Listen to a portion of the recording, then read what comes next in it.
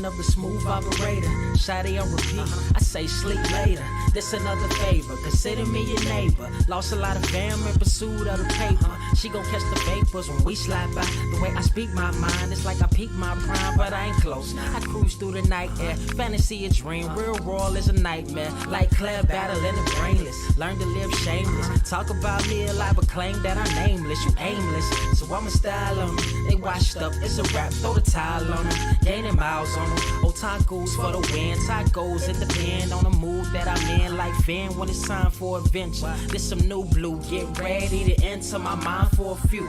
Come and take a ride with the crew. I'ma show you how to recoup days lost when you vibe with the blue. Come vibe with the blue. Yeah, about time to regroup. Fly, got my eyes on the view. Never hear lies, only truth. Realize why they vibe with the blue. Vibe with the blue. Vibe with the blue. Vibe with the blue. Vibe with the blue. Vibe with the blue. Vibe with the blue. Vibe with the blue. Vibe with the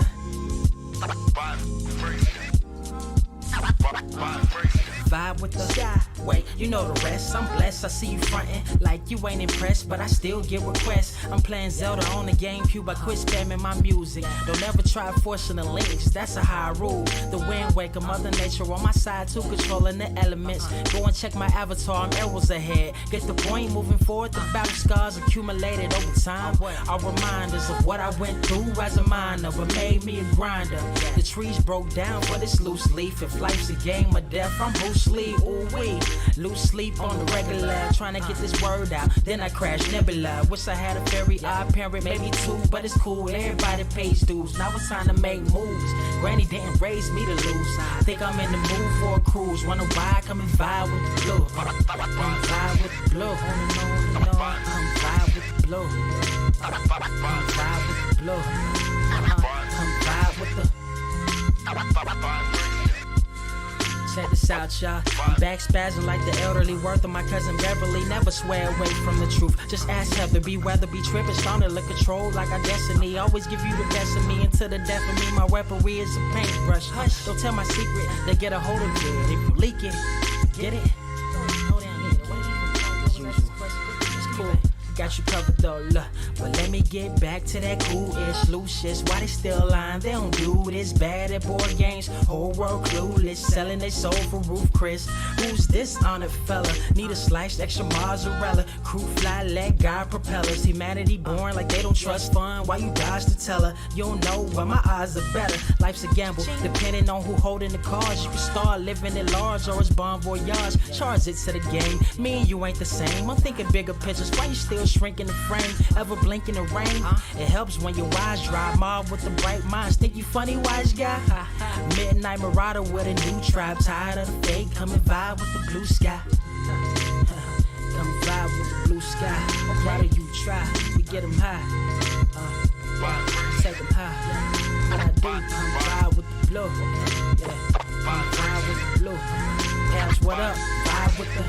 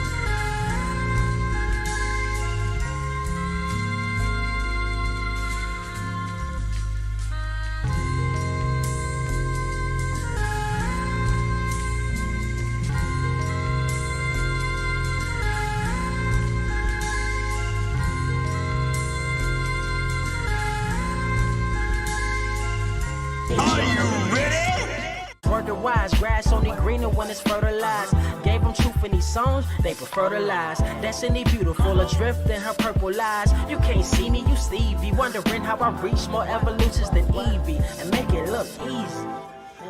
Dream on, yeah. Dream on, dream weaver. Dream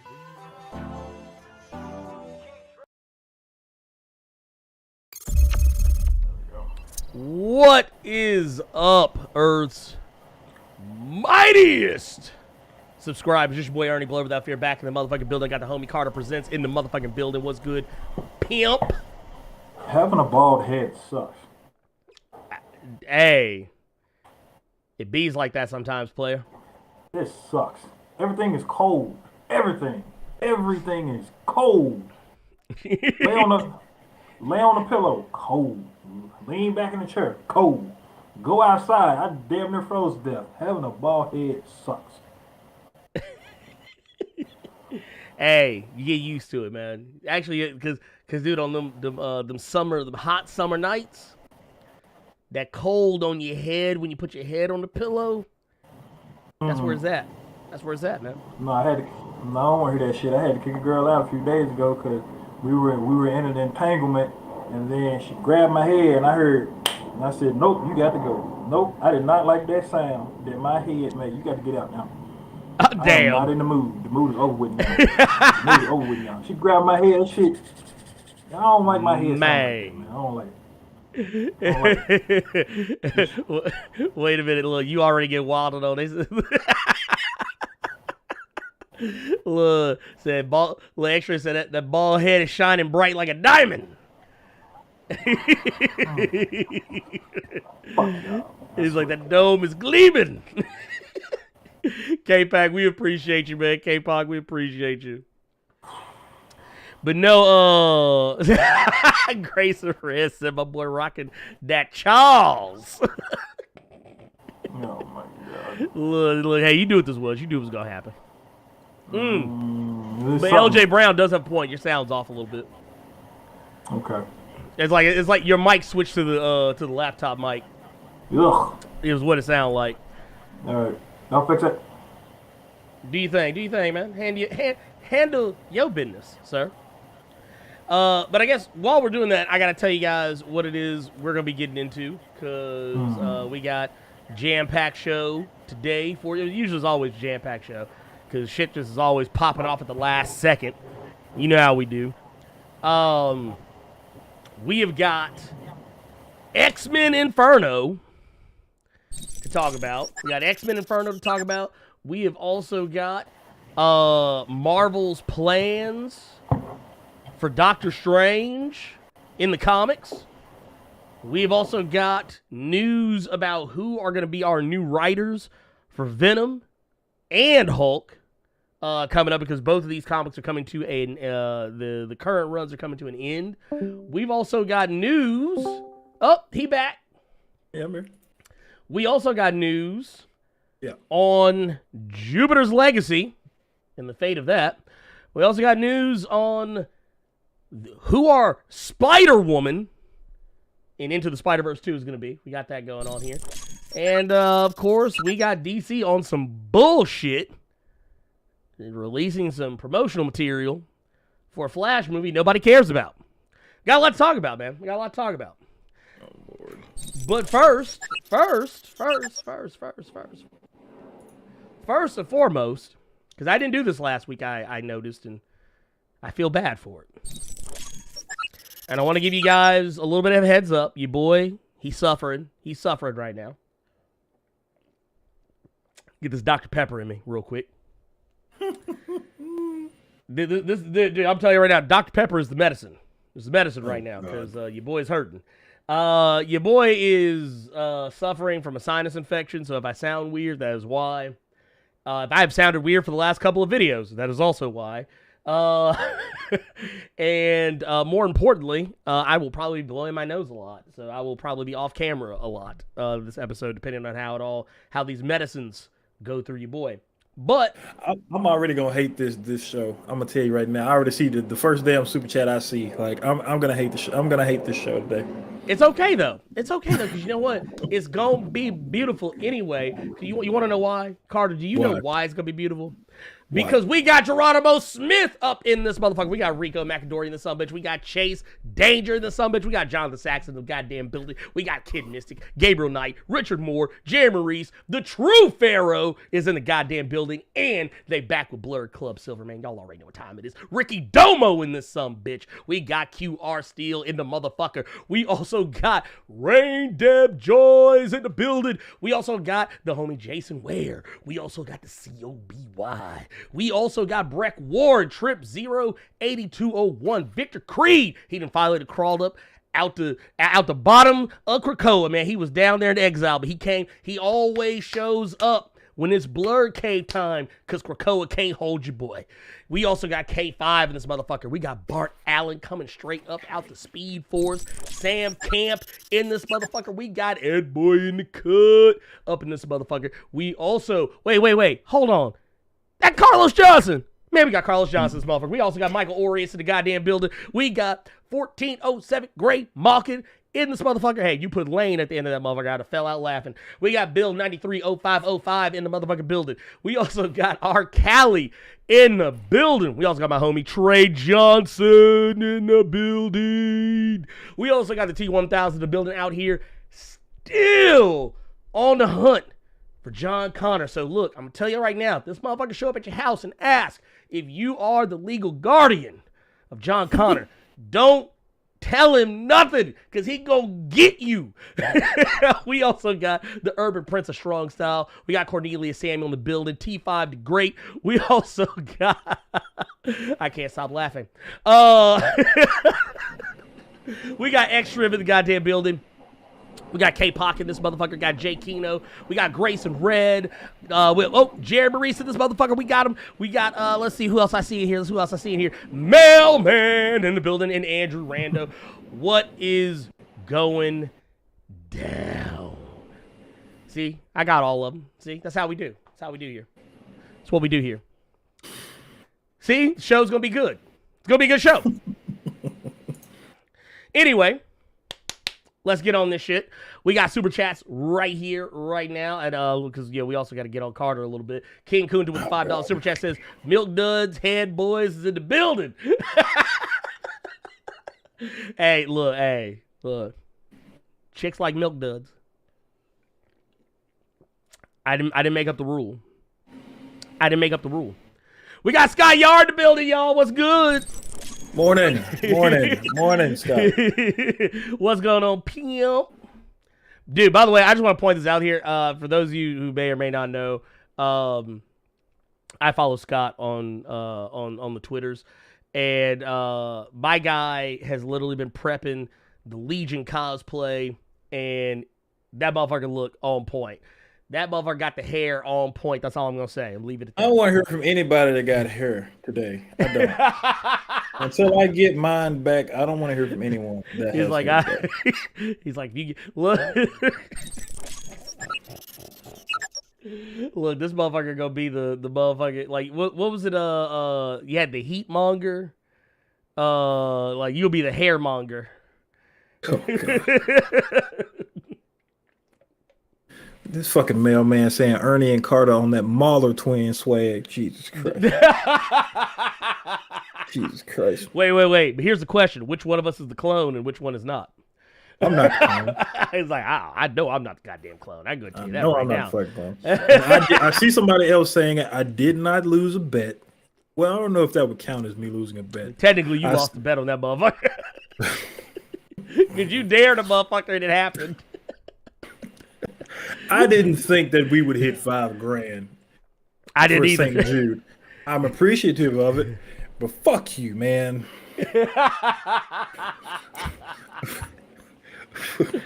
Look, we got the T1000 in here with the $5 super chat just saying salute.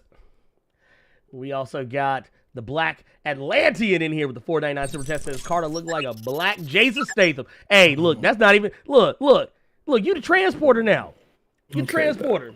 Look, this motherfucker, look, see, y'all don't know this. See, y'all don't really be knowing this about my boy Carter. See, he don't want to tell y'all, but I'm going to tell you the real truth about Carter. I'm going to break it down for you. Look, this was really going on. I'm going to put y'all on game. See, when Carter get done with the cave, see, he goes into, like, there's a secret compartment back behind. You can't really see it because the camera is cut off. But what really is going on here, he hits a secret compartment and it leads to a garage. Well, that motherfucker got a motherfucking phantom down there that's tricked out like on some Batman shit. And he just be out there beating the brakes off motherfuckers and taking people to go places. Oh my Because god. that's what he be doing. That's what he be doing. Oh, Lord.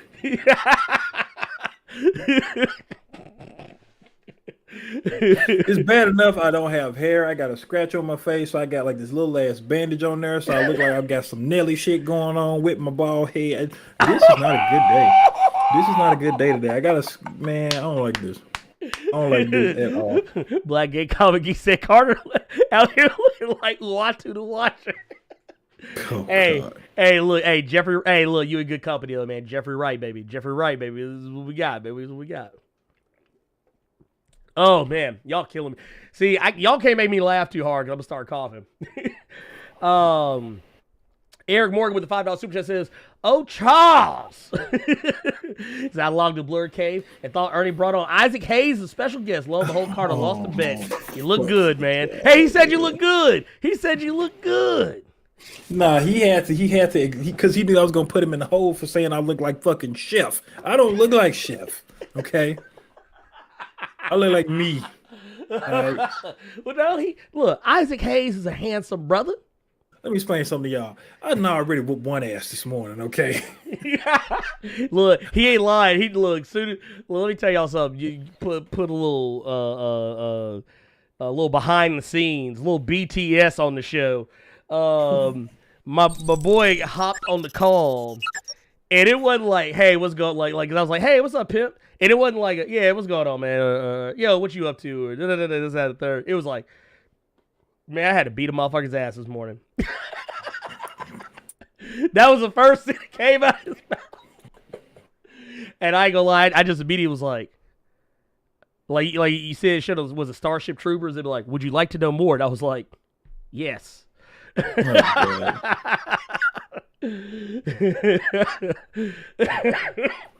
Anyway, sorry, y'all, I'm dying. We got Andrew Randall with the $10 Canadian said, "Hey, y'all, this show rocks," and we barely started. Hey, we appreciate you. We appreciate you loving the show, enjoying what we do, because, man, we just out here just trying to, we just out here trying to bring joy to the masses, man.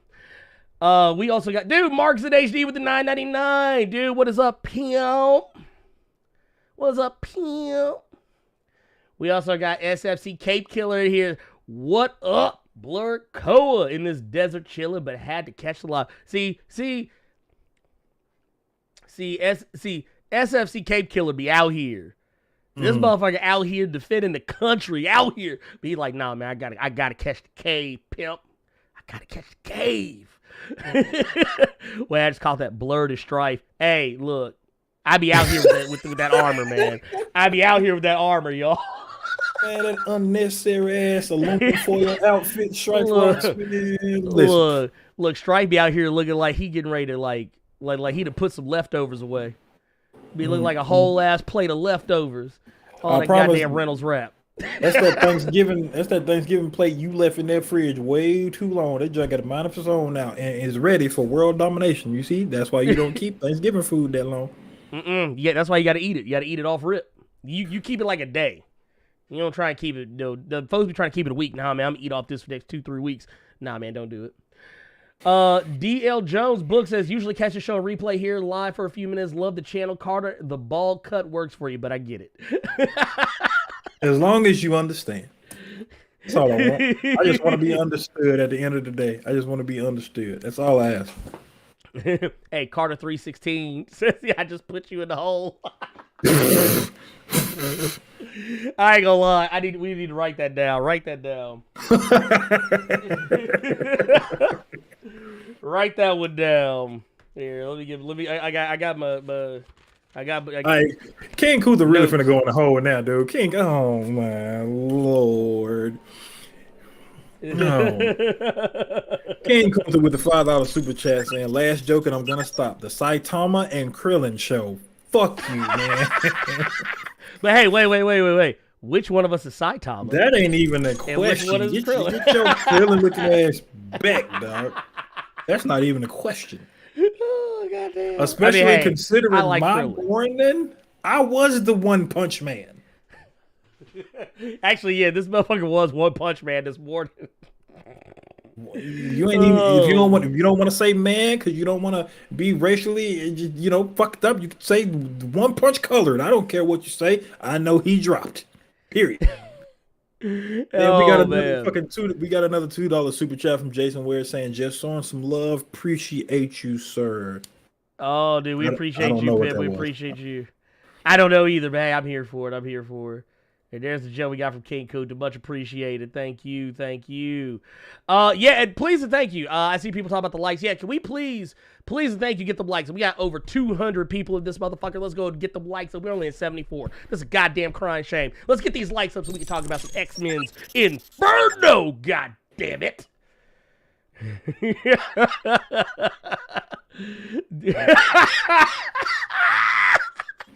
a minute now. Oh, man.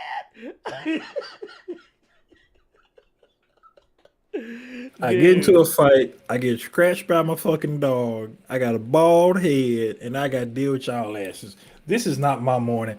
It ain't even noon yet. It's not even noon over here yet. Oh, man said Carter at the gala without Cerebro. Lord. You know how ugly I would be to walk into a whole gala with all these magnificent just article of clothing everybody's wearing, and I walk in there with a PUBG scarf and a Twitch shirt. I would get my ass whooped. I would give y'all permission to whoop my ass. They had to put me out back like one of the Hellions around here. You know how nasty that would be? Do you understand how bad that would be? Dude, you walk in here looking like Grey Crow. No, like what? Sinister gonna look at me crazy, like, oh dear God, like what the fuck? Look, a Grey Crow show walked up in that motherfucker with just a scarf and some pants. That man said, "Look, I don't give a fuck." The man had the scarf with the cape and some pants. Jesus Christ. Woo! But y'all, so we got some stuff to talk about, y'all. So like I said, don't stop on my account. We still gotta get these likes up. We still got over 200 people here. We only got 100-something likes. I want to get them likes up. Please, if you're watching this and you are enjoying it, please hit that motherfucking like button for your boy. Hit that like button for your boy like my life depends on it. Like y'all really don't want me to start doing content on my YouTube channel, because if I don't see likes up and I start doing these live shows, I'm a real deal pull some Kevin Samuel shit. Just be some BBW twerking to Uncle Luke song or something, man. Y'all fucking with me. I'm gonna need the likes up, people. I say all that to say I'm gonna need the likes up. Look, sorry for that. Y'all keep making me laugh. I'm gonna start coughing to death. J. Kiddo said Kate Baldy Carter for the win. Hey, y'all better watch out. This man's the pride of Mexico.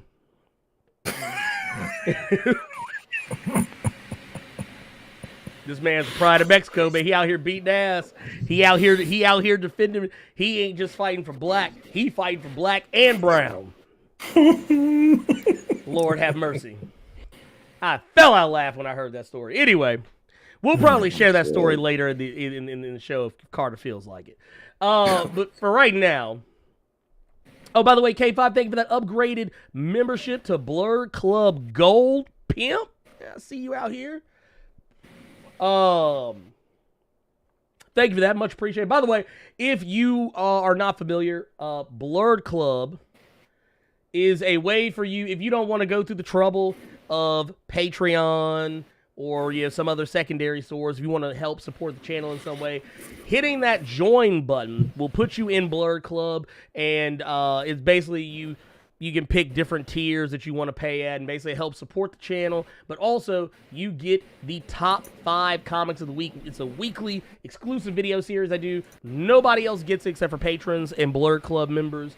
It doesn't go anywhere else. It's not posted for anybody else to look at, and yeah, there you go. Now, I tell you about the comics that I'm reading that I don't talk about on the channel a lot of the times. A lot of the times, top 5, the comics that I talk about, they are not comics. They're some of, more often than not, sometimes they are. But a lot of times, comics come up on the top 5 that I never talk about on the channel. But that said, moving along,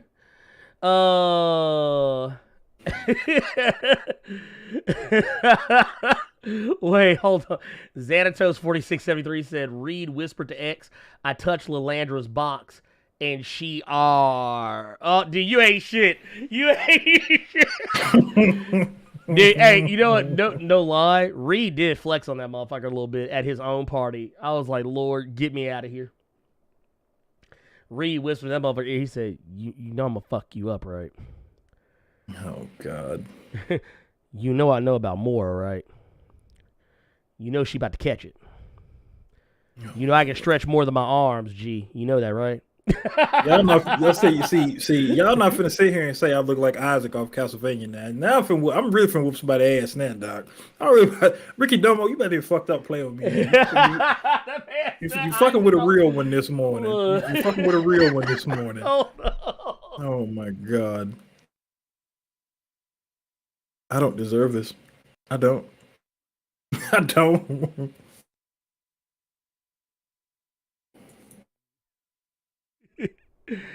Lord. Y'all killing me. All right, let's talk about this X-Men Inferno. Carter. Yes. We just got word on the street that the next big thing in X-Men anything is coming up. Yes. And it is going to be Inferno. This is something I actually said this shit was gonna happen. I told y'all this shit. I actually said this on Twitter when Marvel, not even when Marvel announced it, when they had it in the back of what was it? This last issue of X-Men number 20. I talked about it. I said that I told y'all motherfuckers. I told y'all this shit was coming. They have been dropping too many hints and teases and nods towards the classic storyline Inferno. There's no way in hell that they aren't going to do the Inferno storyline or some kind of follow-up to it, or even if it's only a spiritual successor, which this is exactly what it is. It is not a continuation of the original X-Men Inferno that largely dealt with Madeline Pryor. No, this has nothing to do with that, at least as far as we can tell. This has more to do with Mystique and the fuckery. And yes, I mean fuckery, that Charles and Magneto have perpetrated against her. So, they got this shit coming. I ain't gonna lie. See, and that's where I disagree with you. This is what I've told somebody in the Discord. This is what I told somebody in the Discord. You have to, and we said it last week, you have to remember, everything in X-Men lore still happened. Oh, it still happened. It still happened. Mystique has done a lot of fuck shit. Don't get mad when bully is being bullied now. Well, no, I agree. You know what? Let me rephrase that, because I don't want to look at it as them being bullied. I look at it as a bully getting just desserts. Well, no, I totally get where you're coming from. Yeah. But you know how unstable this motherfucker is. Yeah. You know how crazy this motherfucker is. And you'd have put this heifer in a position of power. And then you gonna tell this woman, when she asks about her wife, you gonna be like, saying, what about that's what about funny as shit. What about her? Like Charles sit up here ugly as hell with that helmet on, talking about something. Look, first off, any bald motherfucker who got the nerve to wear a helmet that ugly and look me dead in my eyes and be like, what about her? I ain't gonna lie, I'd have sprang on him right there, right off, like, bam, right there. Helmet and everything. I'd have hit the helmet. Look, actually, I'd have went straight for the chin, just bam, just like right here. Look, maybe, wait, he got a little bit of cheek meat. He got a little bit of, like, some cheek meat right here exposed. I'd have went, bam, right there, right for that. I'm like, you ain't gonna talk, I ain't gonna let no motherfucker in no black onesie talk to me like this. Looking like he getting ready to go night-night. Not today. Not today, Satan. But no, Charles and Magneto, and more X is probably more responsible for this than anyone else is, for that matter. Charles Xavier Magneto, more X, they have a rule about Krakoa, which is kind of a funny one, considering the fact that Krakoa is supposed to be for all mutants, unless you are a clone, a alternate reality, or time displaced version of a person that's already on the island. If you are anyone who Mora dislikes, if you have really long arms, or if you have your head is too round, and also if you are a precog, you can't be on the island. We just can't have you. But it's funny to me because one of the biggest criticisms of Krakoa is that, oh wow, so we can't bring back Madeline Pryor, but we got whole ass Apocalypse just chilling on, like they're like, oh no, she's committed, she's done too much wrong, and she's a clone. It's like, well, what about Apocalypse's ass? This motherfucker is ancient, and he has tried to kill everybody. This man that tried to kill mutants, this man that tried to kill humans. This man has literally been the linchpin in more than one major X-Men comics event. You got a whole ass Mr. Sinister be out here on that bullshit, be on that Fox News eugenics bullshit. You got a whole, you got the acolytes. But here's the thing. Here's the thing that you're trying to put Penny Hardaway and Shaq. You're trying to prop them up against Horace Grant and Tony Kukoc. Like, if I could bring back Apocalypse and Mr. Sinister for the benefit of me, your girl and whoever else, your girl and Madeline Pryor can stay where they at. I mean, like, I ain't mad at you. I'm just saying, I just think it's funny. I just think this shit funny. You got a whole ass Sebastian Shaw just sitting. Well, hold on. Y'all see this shit. Hold on. Wait a minute. Look at this shit. We got the image right here. Look at this shit. You got to look that motherfucker right there. Chilling. Whole ass Sebastian Shaw right there. Chilling with a wine glass in his hand. He ain't worried about nothing. This man has perpetrated great crimes. Well, I think he is worried about something. I think he knows it's going to come a point where Kitty Pryde getting in that ass. So look, and she sure turned back, look at him. She like, we fighting? You gonna catch it. Like, that's what she looking at him like, you gonna catch it. She's like, we could do this. You saw you look. These hands is rated E for everyone. You can catch it. Charles can catch it. Everybody can catch it. That's what she said. We got whole look, and I want to point out something here because this is something the first thing I told Carter when I showed him the image. I just want to point out greatness. Look at Storm still wearing that Hellfire Gala costume in this September. Look at her. She said, "Nah, this is me from now on." She's like, "This is just how I live from this day forward." But no, if she rocking that shit in Black Panther just casually, I will crack up. Dude, I will fall the fuck out. I will fall the fuck out if she is. Look at your boy Mags. Look at your boy Mags. Right. He looking at Charles like, I already told you. Seeing him in that black reminds me of the Cullen Bunn run. And if he's going to be in some shit like shenanigans like that, I'm all for that. Oh yeah, no. Dude, I think the one thing we were talking about before the show started, the one thing I'm trying to figure out is why they nerf Gambit like that. Why is he back in the X-Men cartoon fit? Why is he back in that shit? That's like you and me. Petit? Dude. That's like you and me going back to like 05 Memphis, 106 in Park. We rocking Jabos and size 4XL white tees. Like, why am I still rocking that Tommy Hilfiger fit? Every time. Just leaning with it for no reason. Look, why am I sitting here rocking the Tommy Hilfiger fit with the khaki pants? No, you wouldn't be rocking Tommy Hilfiger now. Now you just doing too much. You be rocking that Lot 29 where you got Bugs Bunny and Daffy Duck sagging jeans.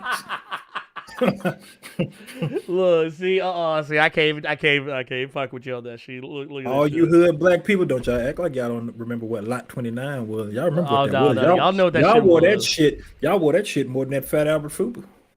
Dude, with man, a, what you say? With a What crispy you say? pair of felines and dared somebody to say something. Y'all know what I'm talking about. Look, got Tasmanian Devil in your shirt. Look at gangsters and motherfucker. Look, dude, Looney Tunes need their ass whooped for that shit because they knew what they were doing. Dude, Warner Brothers knew what they were doing. They would just cater it. They would just like y'all want to talk about motherfuckers. Like, cause I see motherfuckers, I was like, oh man, they just pandering. They just pandering. But we was wearing the fuck out of it. So I don't want to hear nothing. But no, they got your boy out here looking like he fresh off the X-Men animated series from the 1990s. Why? And I want to point out something. Why Wolverine, Gambit, Havoc back there in the background right here. Polaris, she done blended in with the rest of the goddamn grass. She wears so much goddamn green. I almost didn't see her punk ass at first. I didn't even notice that. And I'm like, damn, she was on some Where's Waldo shit. I had to right? look. Look, they have her like, y'all see me? Y'all see me yet? look like she trying to look like she one of them G.I. Joe army men. She just crawling, just like. I do like how Logan looks though, with Gene right behind him. Cause just look at Logan. He looked like he doing that after smash and stomach scratch. Like he looked like he's scratching his stomach. Yeah, he's like. And then you see he can put Gene to sleep. So that's what I'm tripping off of. And then look at Cyclops over here. Cyclops look mad as hell. He like, ain't look. I'm surprised. The only thing missing is he ain't got a finger pointing at him. Like, ain't this about a bitch? Yeah, look at that look on his face. Like 2 strokes put out. That's how you looking at her. That's exactly how you looking at her. Damn, Scott. Cyclops was wrong. Oh my goodness. Look, Wolverine hit him with the death stroke. That nigga hit her with the Berserker Barrage. Look, Berserker Barrage. Look, hit that. Look, matter of fact, look, when she got laid out, all you heard was X. look, and when she hit the ground. God. Matthew J. Rogers saying, for once, Emma is wearing some damn clothes. Looking at that picture, I guarantee you, boy, that's Emma Frost. I bet she ain't got drawers on. Oh, she ain't got no drawers on. Dude, do you see what comic was that? Was it the Woman's Day comic? Was it the Woman's Day comic where they had like all the different like female writers at Marvel? They were all writing stories, and someone wrote a story about Emma, how she walked out the house, like she walked out the house looking toe up, but she was using her powers to make folks think she was looking fabulous. I was like, Lord, only Emma Frost would do some fuck shit like that. That's why. See, that's why I fucks with Emma Frost, cause she like, I ain't got time to be putting on all this makeup and all the got to go through this whole ass closet full of clothes. She's like, no, I am just gonna use my powers, and y'all just gonna have to be straight. I'm sorry. Can I tell you the one thing that Inferno is letting me know, which is kind of funny? What's that? I'm getting Al Ewing Ultimates vibes from this, because I'm looking at, because and what I mean by that, because I'm strictly talking about the first arc here. Just looking at this image and reading the biggest mysteries of Jonathan Hickman's X-Men era burn away this fall. What this lets me know is, even though we just brought back Onslaught, apparently he finna get worked rather quickly. Look, because Onslaught about to get his cheeks bit. That's literally the first thing that popped into my head, because I'm like, damn, they finna do that boy like Galactus in first arc of the Ultimates. Look, pieced up. No, we don't see shit about Onslaught. We got Krakoa. We got Krakoa mean mugging in the background. look, wait. Why Krakoa look like Biggie Smalls from that picture where he got the crown on? Oh man, dude, why Krakoa look like he about to drop like he about to drop that "Who shot you?" Good, man. Because everybody want to be the king. But here's the thing, though. This is supposed to be a lot of people thought of like Ten of Swords as being like a direct sequel to House of X. Gross. This is actually a direct sequel to House of X. Inferno is a direct follow-up. All of the shit, the questions that we have had since House of X, all the stuff that we have wondered about, all of this shit's going to come to a head. Now, the way they talk about the story, they make it sound like, and this is just some of the different press releases I've read on it. Yeah. They make it seem almost as if they are playing, like this is the end. Like, oh, it's over after this. Hickman gone after this. I don't know if that's the case or not. What I do know is that if whatever questions you had, whether it's about, are we going to see more X more? Yes, we're going to see more and more X. More of her lives are going to be revealed to us. So some of the stuff that I know a lot of y'all would bring up to me talking about, like, well, what about this? Like, they didn't really dive into this particular aspect of her life. What about this aspect of one of her other lives? What about her sixth life? What about her seventh life? What about this life? We're going to get more information about all of that in this series. We will probably see the payoff of Sabretooth being in the hole, most likely. Because I'm going to tell you now, and I know this is just me fantasy booking here, but yeah, a lot of this is going to be about Mystique getting revenge for the promise that was broken to her. And honestly, don't be surprised if some of the disenfranchised, because there are mutants on Krakoa who are disenfranchised. There are people on the island who aren't terribly happy about what's going on Krakoa. Most of them are villains. But well, Mystique, the one thing, yeah, the one thing I did want to say, that you brought up, because I see some people asking about it in chat. I don't think this is Hickman's swan song. No, I don't think it is. I don't think it's the way people are talking about it. They're acting like it's going to be, and I don't think it is. I think he's not done yet. Yeah. I think this is just more so, this is going to be a big deal for X-Men. You know what I mean? Right. Just, which is a great thing, because I feel like this is something that we don't really get a whole lot. X-Men will have their own little special events and things like that going on, but it'll be in their corner of the Marvel Universe while everyone else is reading Avengers, doing their whole thing. So I look at this more so like this is going to be a full-scale Marvel thing, because with everyone that was at the Hellfire Gala, like, everybody don't notice now. Everybody sees how what the X-Men are doing, what mutants are doing, the company they're keeping. You know, I'm thinking about when I was reading Hellions and Thor and Cap, they didn't know who Sinister was until Mother came up and started telling them about himself. And Natty pulled up on him, was like, oh, shit. I don't know why I keep calling her Mother. I thought her name was Mother for some reason. I think that was because of the movie I just fucking watched. Anyway, then you have X-Force with Tony knowing exactly who Quentin was. And said, nah, get your ugly ass back. You're not finna get in my head. So I think this is more so, I like that this feels like it's bigger than a normal X event. But yeah, I don't think that, I feel like it hasn't even been that long for Hickman to just be like, all right, y'all, deuces. You know, this is something this is long-term booking is what I'm looking at with Hickman. This is not like his Avengers, and people tell me I keep finding ways to shit on his Avengers stuff. Avengers wasn't good.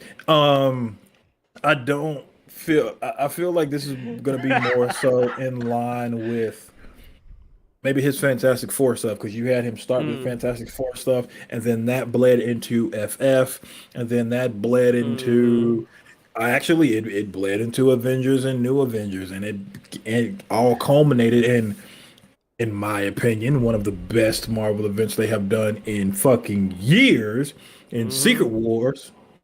Well, and a lot of there's still callbacks. In House of X, like since House of X, they've actually had some callbacks to things that have happened in some of his previous runs. I don't like honestly. I don't know what the future is. I do agree with Black Gay Comic Geek. I don't want them going back to the mansion once all this shit's like yeah, not talking about like after this, but like after like whenever Hickman is eventually done with the X-Men, because eventually he is going to be done with them. I don't think we will ever see another writer ever stay on a book the way that like Chris Claremont was on Uncanny X-Men for like years. The way that like honestly Dan Slott's Spider-Man run was unusual as fuck. The fact that he was on the book as long as he was. Jason Aaron's run on Thor was unusual as fuck. Hit though as long as he was on that book. I would love to see Hickman stay on it that long. If I had it my way, be like, no. Lock that motherfucker down. 10 years. So or here's 10 the thing. years out this motherfucker. But it ain't gonna happen. It ain't gonna happen. Let me go ahead and get this out of your mind and get this out of Black Gay Comic Geek's mind, because I have seen this too many times. So I see what's gonna happen. So they're going back to the mansion. Oh yeah, we know They're going back to the struggle bus, because just like Peter Parker. Peter Parker got to go move back in with Aunt May.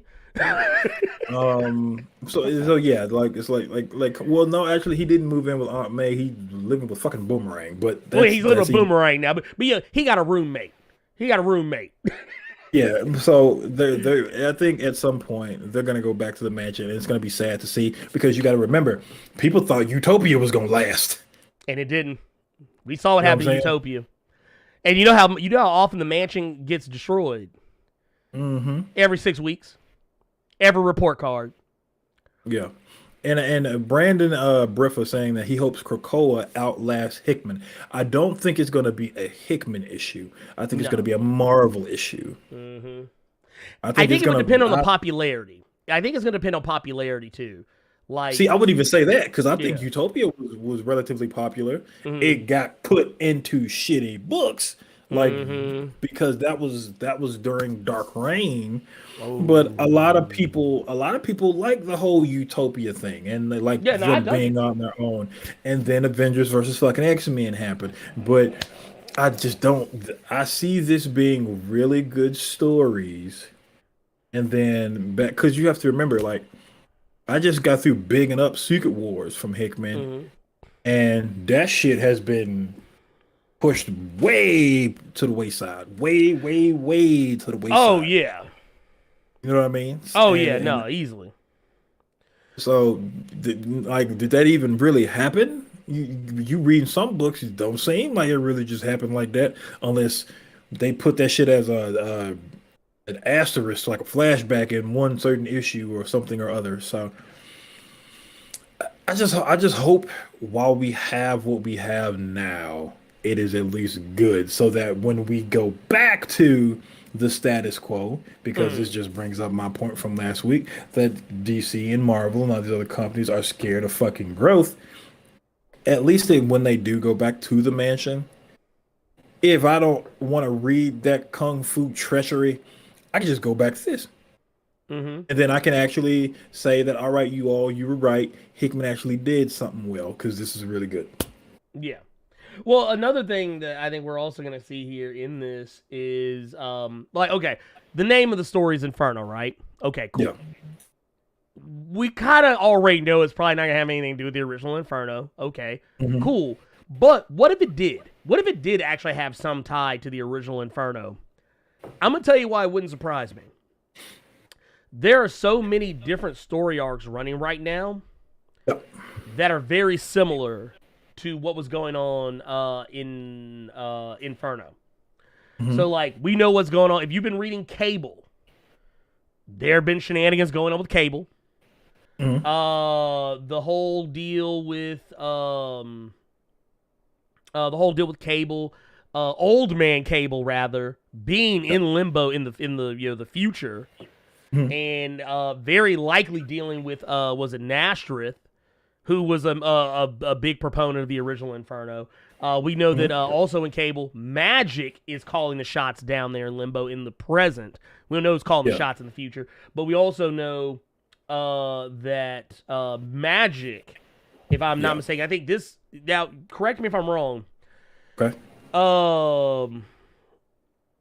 Didn't something go down in Curse of the Man thing? In regards to like some of the shit going on with Limbo and Magic and all them. I didn't read Curse of the Man thing. It completely slipped by me. But something tells me that Magic probably gonna have some shit pop off at some point or another. We've also got Strife out here yanking babies. He's stealing babies and trying to do some crazy shit. No one knows what the fuck it is he's doing other than trying to infiltrate Krakoa. We've also got the shit going on Madeline Pryor, why they won't resurrect her. That is something that's been a point of contention. It is even still a point of contention right now. Havoc even bringing it up in the current issue of Hellions. Something tells me like this won't be like demons and goblins and shit crawling out the goddamn ground like in the original Inferno, but it'll definitely have some callbacks to it because that's just what Hickman does.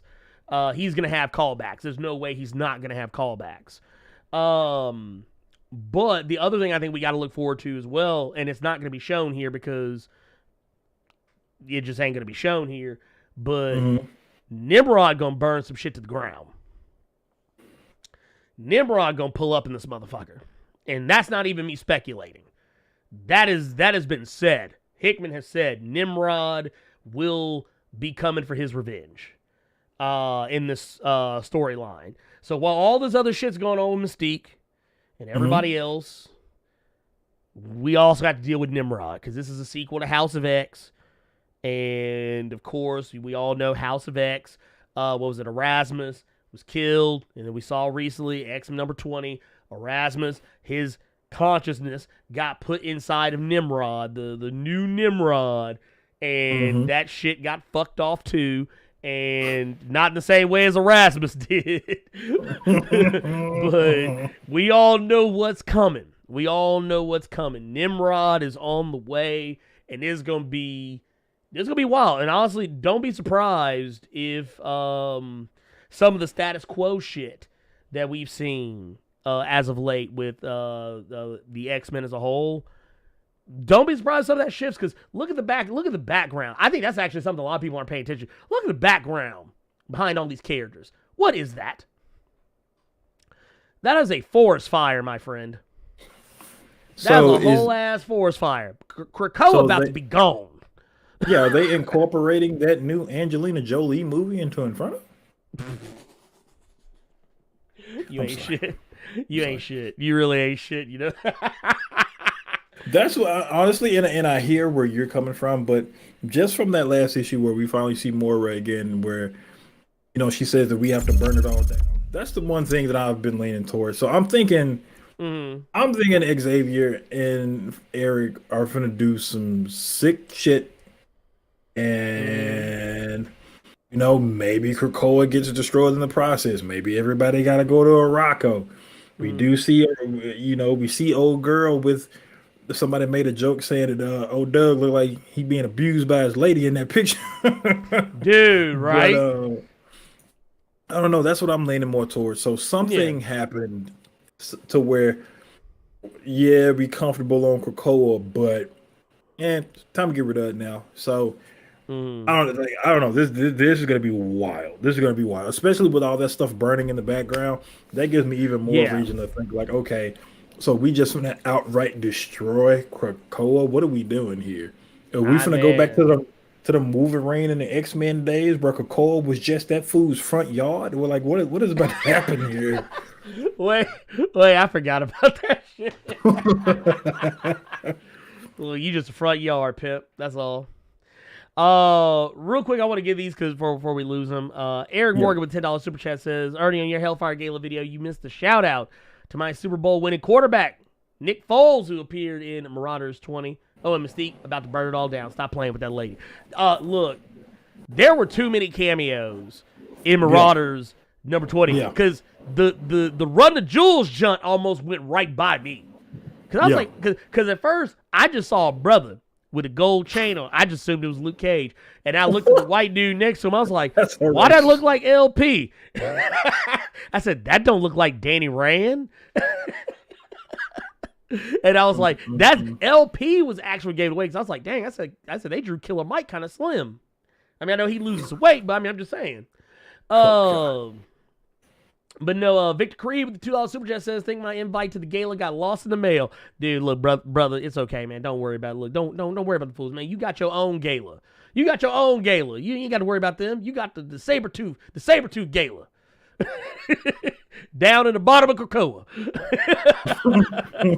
Gabriel Knight with the $24.99 super chat says, this drop is support before I dip out to run errands. Ball Carter, I support you, brother. See, look at it, man. You look at you getting the love. Get the love, man. Extra with the $5 super chat says, just showing some love. Thanks, Carter, for being a good sport. Charles woke up and chose violence that day. Had me crying laughing. Inferno gonna be lit. Dude, look.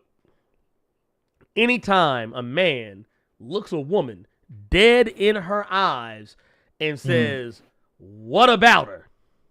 You already know that woman has already plotted 9 kinds of fucking revenge on your ass. Don't play with no woman like that. See, this is why I always be wondering. See, back in the day, you couldn't do no bullshit like that. Because what would happen is you would fuck around and wake up and your dick would be cut off in the morning. That's the type of bullshit. Look, keep fucking around with Steve. Charles gonna wake up, dick. What did I tell you when this show started? It ain't even noon yet. I don't want to think about the stick of truth being cut off now. You need to chill out. Chill out. You hate shit. I don't want to think about somebody doing that to the stick of truth. Look, could you imagine Charles waking up and then be like, he do that holler from the 90s show? God. Like,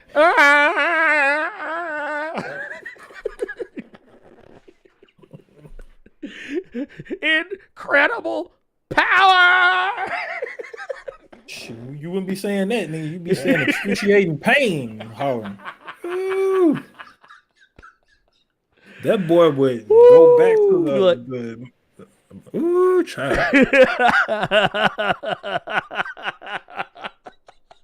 That boy would go back to the Shadow King world real quick so he wouldn't have to feel that pain. Look, that baby like, look, he gonna hit up Cassandra Nova. Man. He be like, sis, make it go away. Man, you wanted this body, you go right ahead. It's now tailor-made for you. Oh, man. Oh, man. We shit. Chi-Town Dan with the $5 super chat says, yo, Beast, not in this pic. Did he end up in Sabertooth's rug and comforter set? Dude, can we just talk about that for a sec? Dude, Beast acted a whole fool at the Hellfire Gala. This dude out here spreading plant herpes to everybody. He said, nah, man, you go ahead. You get a little bit. You get a little bit. You get a little bit. I was like, dude, what the fuck is this motherfucker doing? And then sitting there looking like a whole ass Don. Just sitting here. He got the motherfucking bolo tie with the motherfucking X on it. With the glasses, everything. Motherfucker eating scrimps. He eating Krakoa scrimps. I was like, Lord, I said, Emma gonna beat his ass. I think that's been one of the only real consistent things about any of this X stuff is that Beast has been, for lack of a better word, Beast been a fucking scumbag since all new X-Men when Bendis was still around. I love the fact that all roads lead back to Bendis for us. Dude, ever since he brought them teen X-Men back for that stupid ass reason with Cyclops and shit, everything. I mean, that now that I think about it, yeah, everything does lead back to Bendis. But yeah, ever since all new X-Men, Beast has consistently just been more and more and more and more of a douchebag. To where we just get this motherfucker, in the words of Vegeta, he has finally ascended to what we reading right now in X-Force.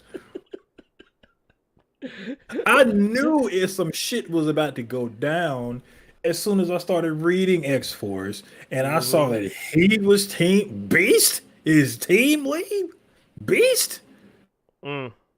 Calling the shots.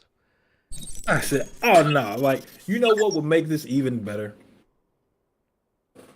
If these were films and we had Kelsey Grammer back in the role as this version of Beast. Dude. Bruh. Ooh. See, they did Kelsey so wrong in that, what was it,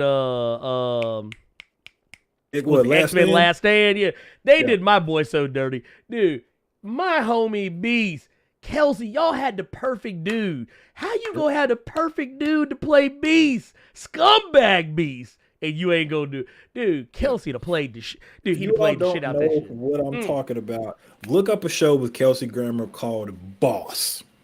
Dude, yes. If you want to see an evil ass version of Beast, watch that show and just picture Kelsey Grammer blue.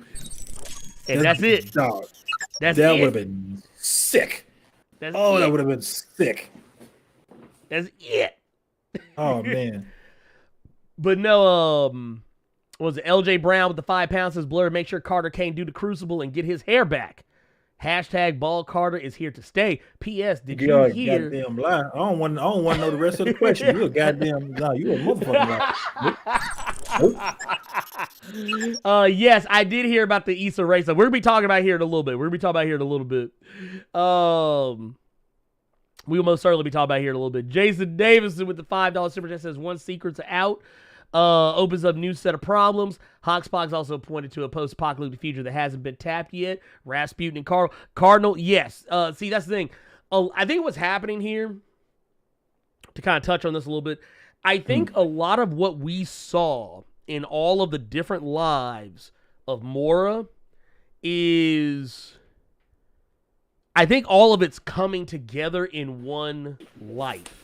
Like, not all of it, but aspects of each one, like how we saw post-humans more advanced in one life, how we saw that chimeras were more of a thing in another life, which is kind of funny when you think about the fact that what chimeras were basically a play off of creating the mutant circuit that we've been seeing a lot of lately, where we've seen it in X-Force, we've seen it in Excalibur, we've seen it in X-Men proper.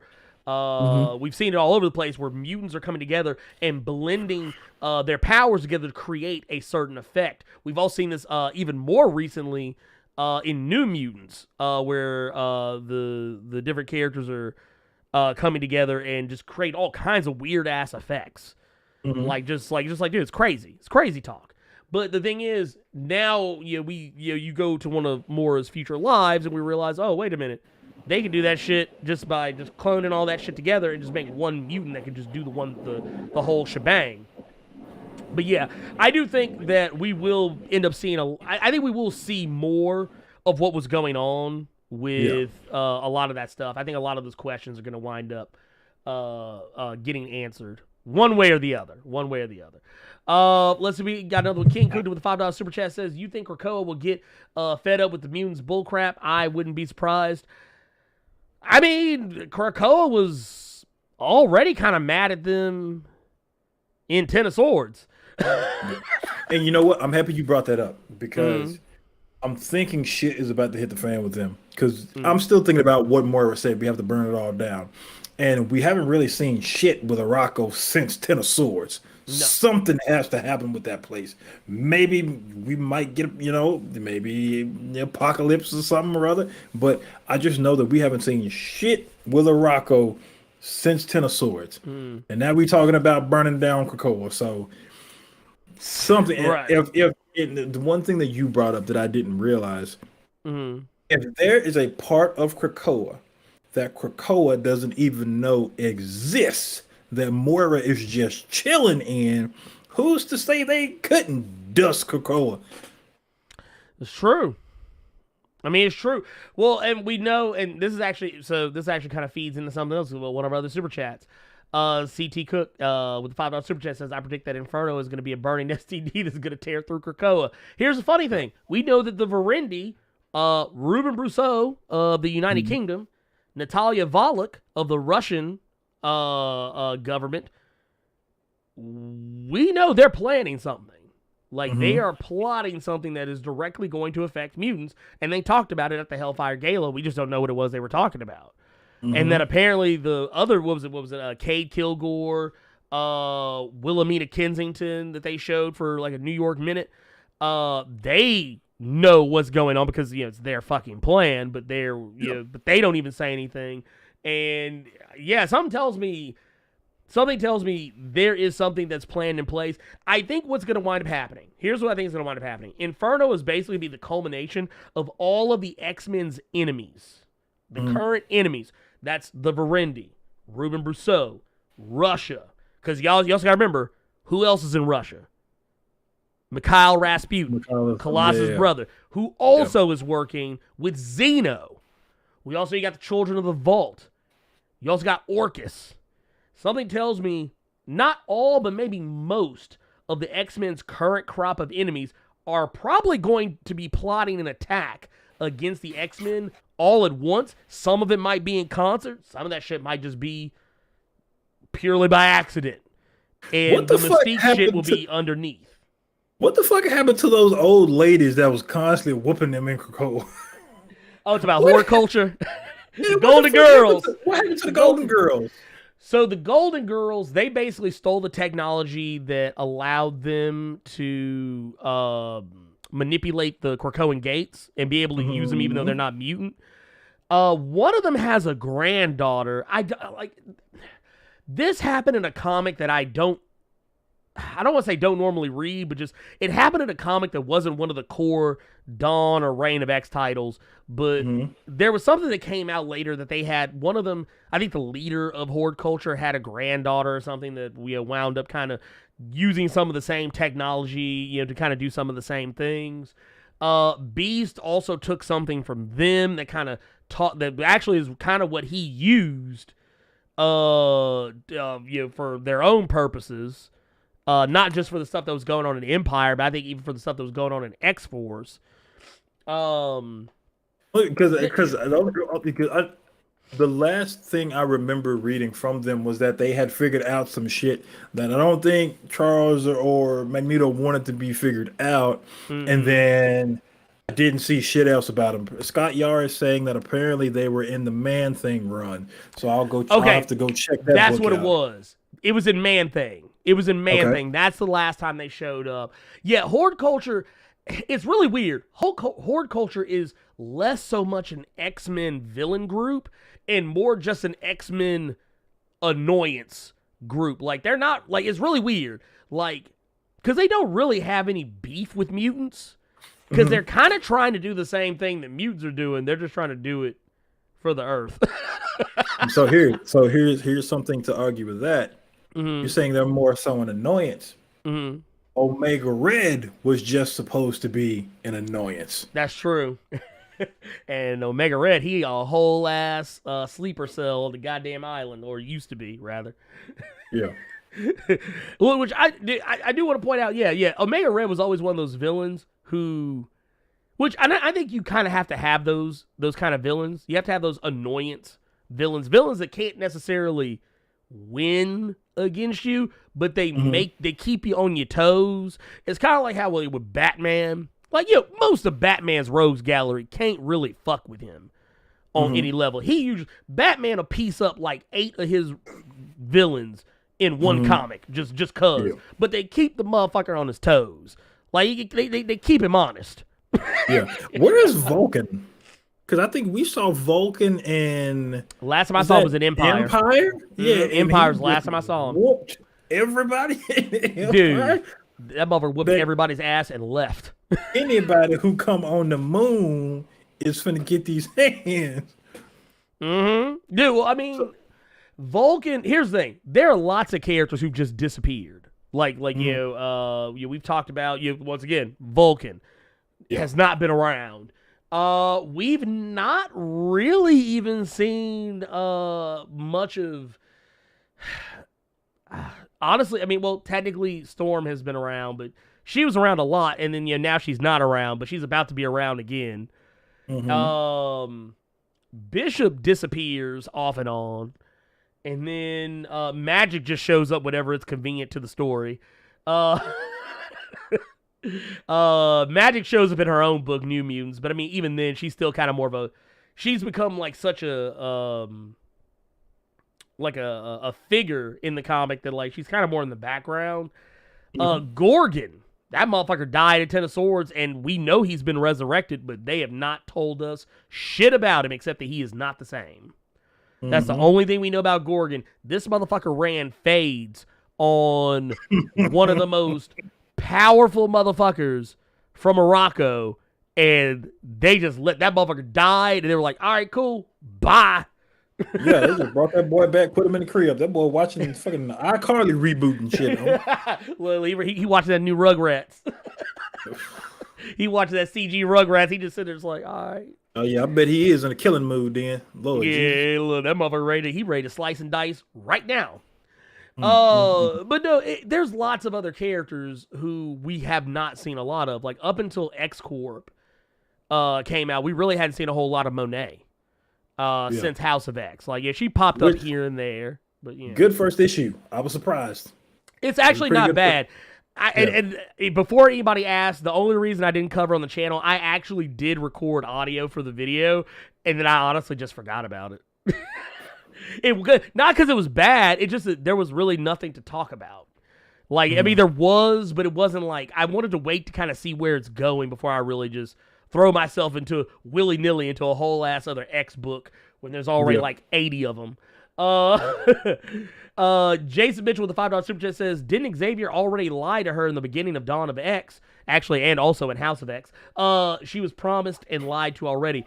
Yeah, that's the problem. That's like, once again, I agree with Carter that yeah, she's a piece of shit. She's a terrible mother, and she is a terrible person in all regards.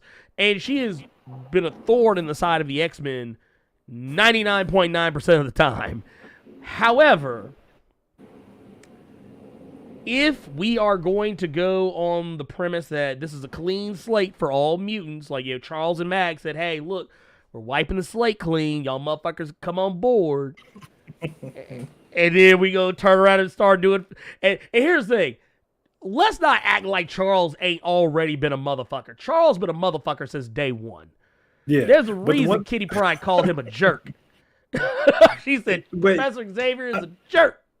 I think it's obvious that, you know, it's clear that the slate really isn't clean. No. Look how they treating Cortez. Boy, dude, look, I ain't gonna lie. They fucked me up with that because they really had me believing, damn, Magneto gonna fall for this shit again. And the next thing you know, Magneto lied. Like, Magneto manipulated the fuck out that dude and literally was like, oh yeah, by the way, nah, I'll just fuck it with you, man. Get the fuck up out of here. So no, the slate is nowhere near clean. Look how they did Cortez. Look how he's been helping them in quite a few issues now. People still giving Doc in that side eye.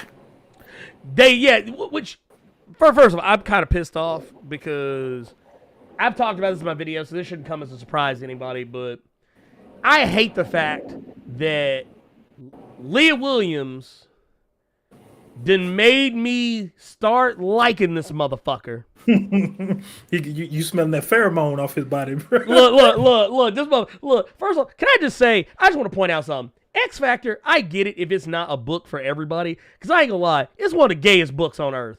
And I'm saying that in the nicest way humanly possible. But the thing is, I get it if it ain't for you. But I love it, goddammit. I love it.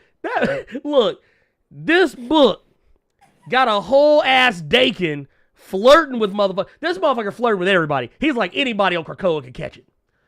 Any human on Earth can catch it. To see my face while Blerd Without Fear is saying these slurs, I will not be canceled. I repeat, I will not be canceled.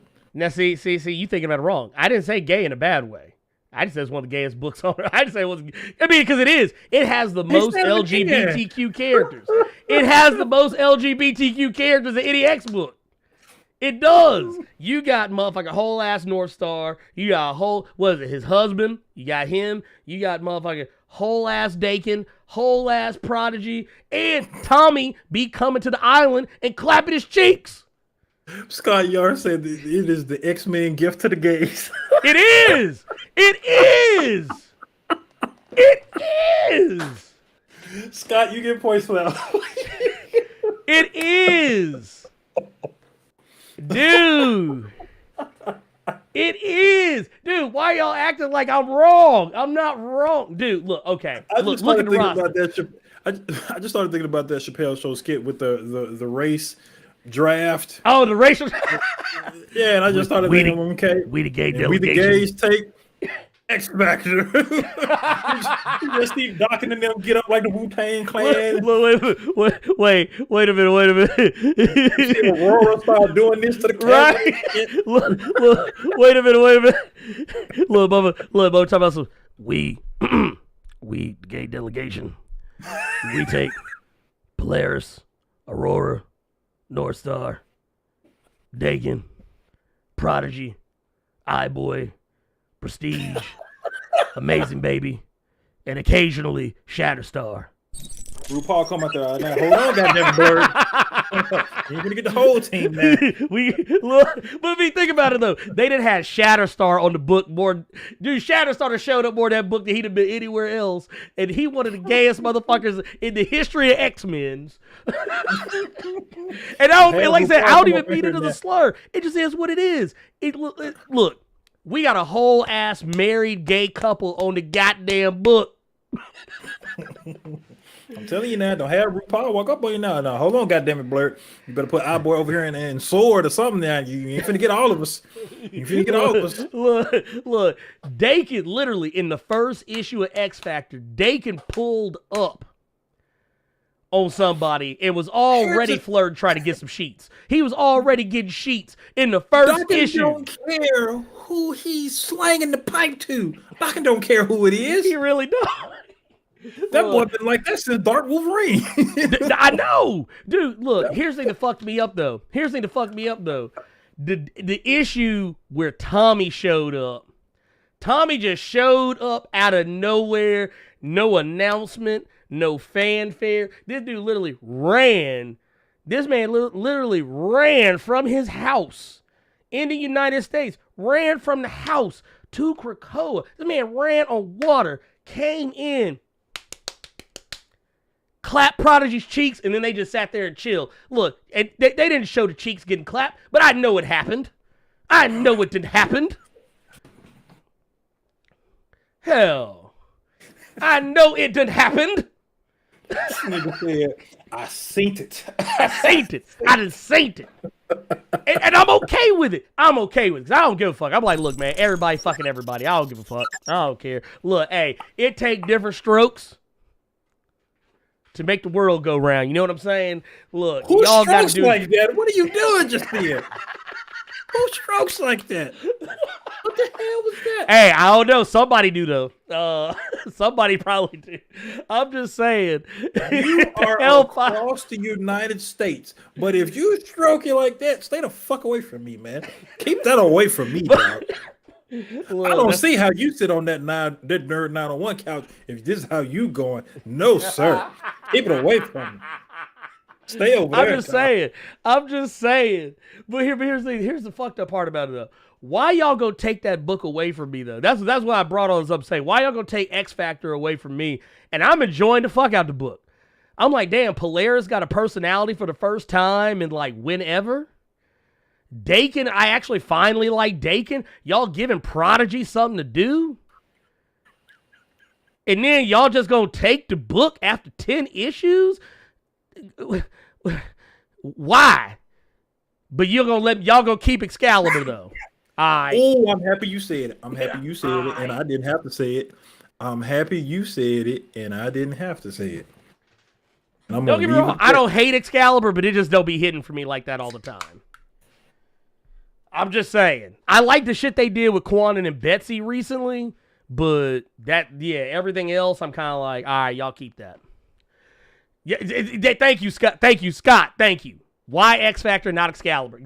Exactly. Why are you gonna take that book? Look, I'm just happy y'all said it. I didn't say it. I'm just saying. Look, ever since I saw Rogue was blue, I was breaking this bullshit out there. Look, let me tell you something. I actually like, let me tell you this. And I've said this oftentimes about Excalibur. I don't hate the book. I think the book is good. My problem with the book is that it's, me and Carter, we talked. I think me and Carter, we talked about this not too long ago. Hellions is always consistently good. There's always something going on in Hellions, even when there ain't shit going on in Hellions. There's something going on in Hellions. In Excalibur to me is like when I play Dungeons and Dragons with my friends. Some sessions be lit. Some sessions don't. Some sessions we whipping ass. Yeah. Other sessions we ain't. We just Excalibur is Sunday night heat after the Attitude Era ended. Ooh. So wait a minute. What you telling me is occasionally, like, you know, like, so what you telling me is basically like it ain't like when they used to bring Stone Cold and The Rock out, even though you know good and hell well the motherfuckers ain't gonna wrestle. They just gonna come out and talk some shit for a minute and leave before the pay-per-view. That's what you're telling me. Oh, goddamn. Savage Dragon makes Excalibur look like Boston Legal.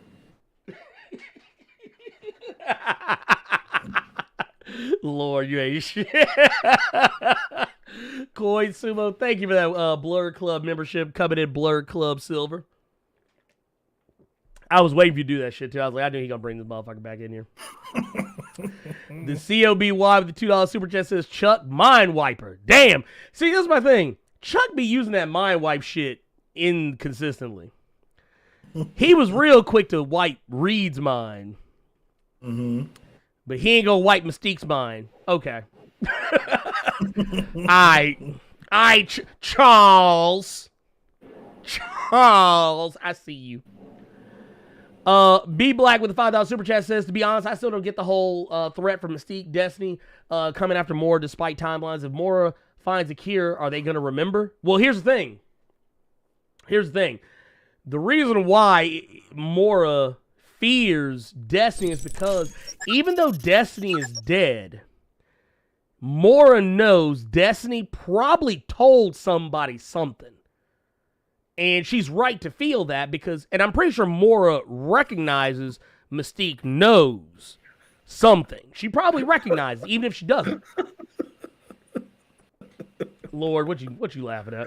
I'm just reading this $5 super chat from Coin Sumo. Oh Lord, what does it say? Dawkins is that type of dude who flirt with another man's husband, talking about Jean Paul, and then go after the sister and did it well. That's Logan's kid. Dude, hey, look, dude, honestly, I ain't gonna lie. That was the moment I started respecting Dakin. Because that motherfucker for real came in and was like, looked at Northstar's husband like, sup? And then immediately turned around and started beating the brakes off of Aurora's box. I was like, Lord, he got Aurora turned out. Aurora out here so turned out she saw Wild Child at the party and got nervous because she was like, ooh.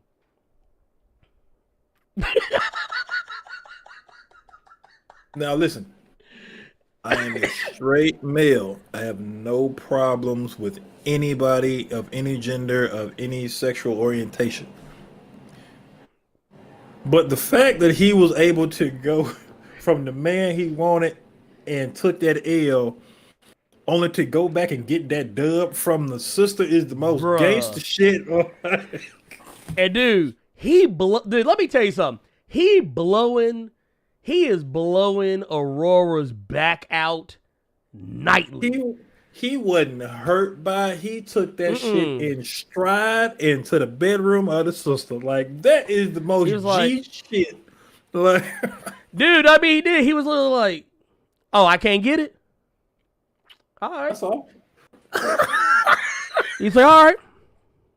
Oh, Aurora is home? What's going on, baby girl? What you doing? What that mouth do? I was like, Lord, get me out of here. I was like, I ain't gonna lie, I used to fucking hate Dakin, but now I'm like, that dude kind of G.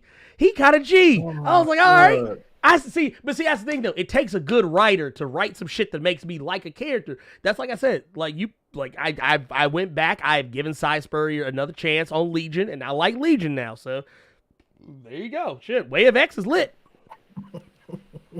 Don't cancel that book. Y'all cancel Way of X. I might have to come down to Marvel Studios and talk some shit. I don't know. That's just Don't fun fuck to me. with Like, me. Dawkins done had Jean Paul husband come in there. And then the husband then walked out, the sister then walked in. What is this music playing? No, come over here. Have a seat. Have a seat. Sit down. Have a seat. Holla at Have a your seat boy. with Dawkins.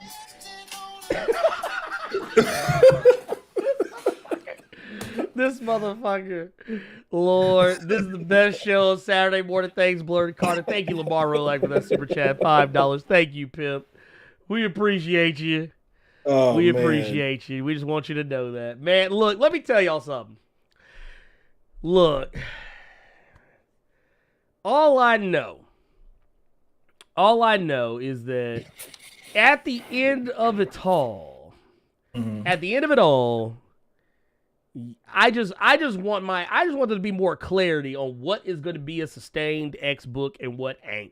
Look, be clear about that shit on the front end. If you gonna only run 10 issues on some shit, let me know up front. Cause like, okay, Cable, a character I'm not overly fond of anyway. I actually kind of started liking young Cable. And then they finally started going somewhere with the story. Well, because the book started off kind of slow because they were tying it into Ten of Swords. And that was their first mistake. You know, it's like we already said, different strokes for different folks. I mean, if you want to like not Damian Wayne, that's fine. Look, well, that is true. He is not Damian Wayne. He's not Damian Wayne. If not Damian Wayne, just was really trying to just didn't know what the fuck he was doing. Just really didn't know anything about what the fuck he was doing. Oh yeah, you ain't reading DC books. I was gonna say, because that boy don't know what the fuck he doing. He got fatality in several issues. Oh no, you told me about a couple of them. Yeah, that boy getting fucked up. Look, that boy in Mortal Kombat for real. But no, one of the things that like for me, Cable, and this is kind of my feeling on a lot of the X books. Cable started out and was like, oh, this is just a tie-in to Ten of Swords. And then when Ten of Swords was over, they were like, well, actually, nah, we're actually carrying on with another. We're carrying on with another story. And then Ten of Swords came in, and then Ten of Swords left. And then it was like they kept bouncing around. The book didn't have an identity. It was too schizophrenic of a book. When they were focusing on the story that I think, because I think Cable's Jerry Duggan, right? Yes. Yeah. So I think when they focused on the story Jerry Duggan wanted to tell, the story about strife and the kidnappings of the kids, that's when I thought the book was good. All the other shits, I was like, I said, this smells of forced tie-in. Hellions came out, hit me in the mouth right out the gate. I was like, ooh, shit. God damn, this motherfucker. Look, like, it was one of those, like, when someone hits you so hard, you gotta, like, God damn. Because I wasn't expecting Hellions to be shit. Yeah. I really wasn't. I wasn't expecting Hellions to be worth a goddamn. No, I Now it's my remember favorite book. several episodes of Blerd Cave you just were not even checking. I remember the day we started announcing those X books. That was the one. Yeah, I'm not reading that shit. Yeah, no, I'm open about that shit. I'm like, I can read that motherfucker. Yeah. And then I read the motherfucker, and I was like, ooh. Yeah. I'm sitting here looking ugly as hell on Zeb Wells' Twitter, talking about, man, I'm so sorry. I apologize for everything I said about how garbage this book was gonna be. It's the best book out right now, other than Immortal Hulk. It's sinister because you know something. Mr. Sinister gonna do some off the wall random Every shit time. that's gonna be hilarious. Every time. Every fucking time. And then what was it? What was the other one? X Factor. I wasn't checking for X Factor, but I ended up really liking it. It took a couple of issues though for me to really get into it, but once I got the couple issues in me, I was like, all right, I see where she's going with this. Let's keep the party going. But then you go cancel the motherfucker. And then what was it? New Mutants. New Mutants kind of had a weird identity for a minute because it kept bouncing back and forward. But now that Vita Ayala's on the motherfucker, I'm like, all right, now it's straight. This is good now. That's the one book I will never. I don't want you or anyone else that's watching to ever ask me about New Mutants because that's the one book I just don't read. I have never been a fan of New Mutants before this Hickman era of X books happened. And the New Mutants movie did not help matters with Danielle Moonpie. That movie, Danny Moonpie, no. That movie did not help matters. So I mean, Magic was lit. She was a bit of a racist, but I mean, yeah, she was lit. I mean, Magic is always going to be something along those lines if they just need some kind of muscle to come in real quick. But they spent most of the budget on Magic. See, look what you just said, Scott Yar. New Mutants is beautiful looking. I like a beautiful woman as much as the next guy, but if she dumb as hell, I'm not gonna pay that no attention.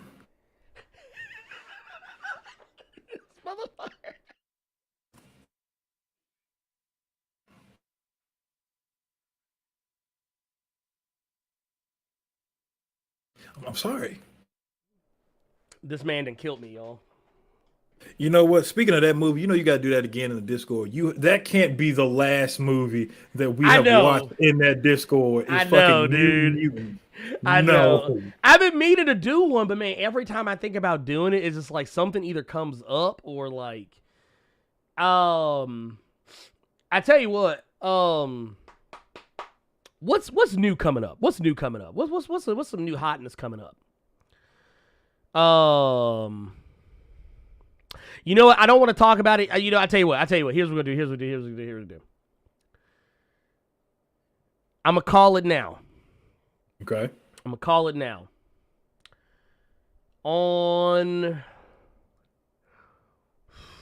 Because I actually wanted to do it for Mortal Kombat, but now I want to go back and watch that movie again. I really don't want to go back and watch that movie again. I actually really don't. Here, what was it? Movie. When does Black Widow come out? July. Is that on July Disney the 9th? That's gonna be on Disney Plus. I'm gonna buy it, so maybe that might be the next movie night.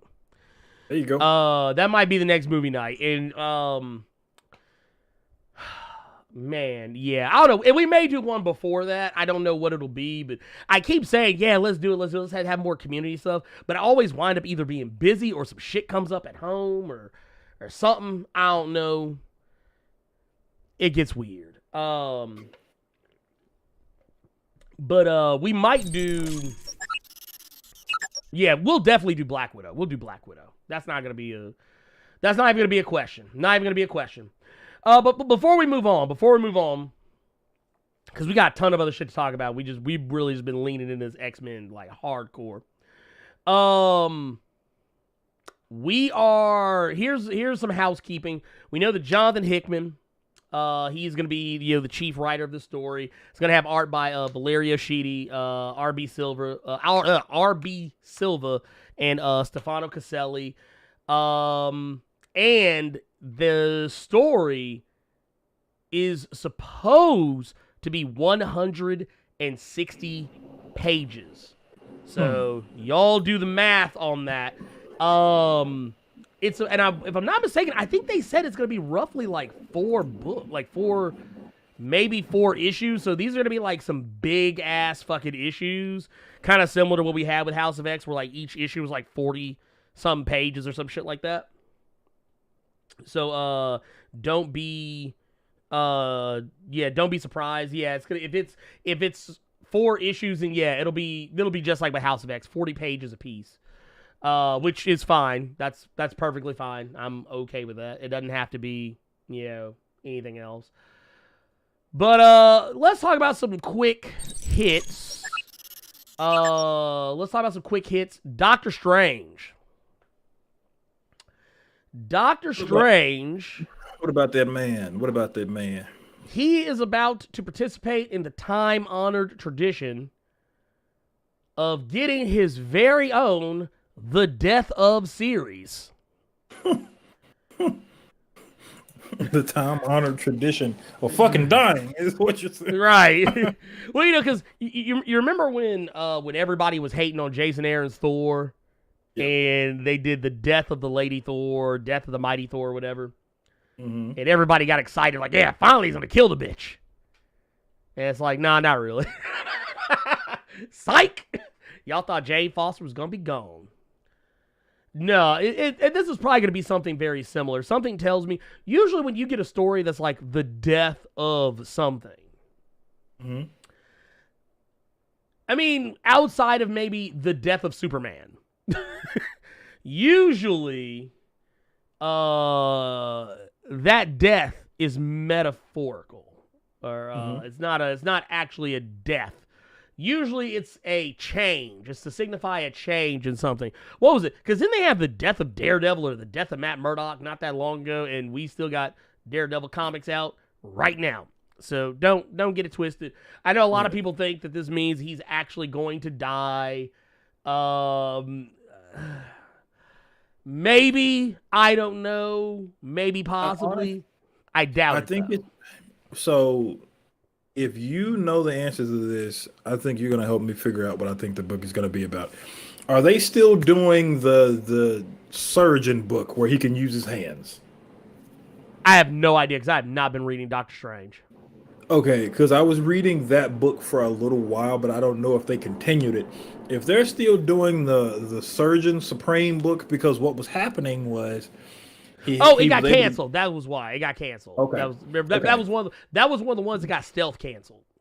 Okay, because if that's still the case, it could very well be the death of that Doctor Strange. Maybe his hands get fucked up again, and now he's just back to being the Sorcerer Supreme because he kept trying to juggle being an actual doctor and being Doctor Strange. So, right, maybe he's losing his hands again or some shit. I don't know. Maybe probably. Maybe they got slammed in the cookie jar. I don't fucking know. Well, look, either that or Carol broke him because he been breaking her off lately. That's right. I forgot about that. He been breaking her off a little something. God. Lamar Rolek, how and why did Jupiter's Legacy get canceled? Did you watch it? we gonna talk about it here in a minute. Trust me, we will. Let's talk about this. This one's a really quick one. Okay.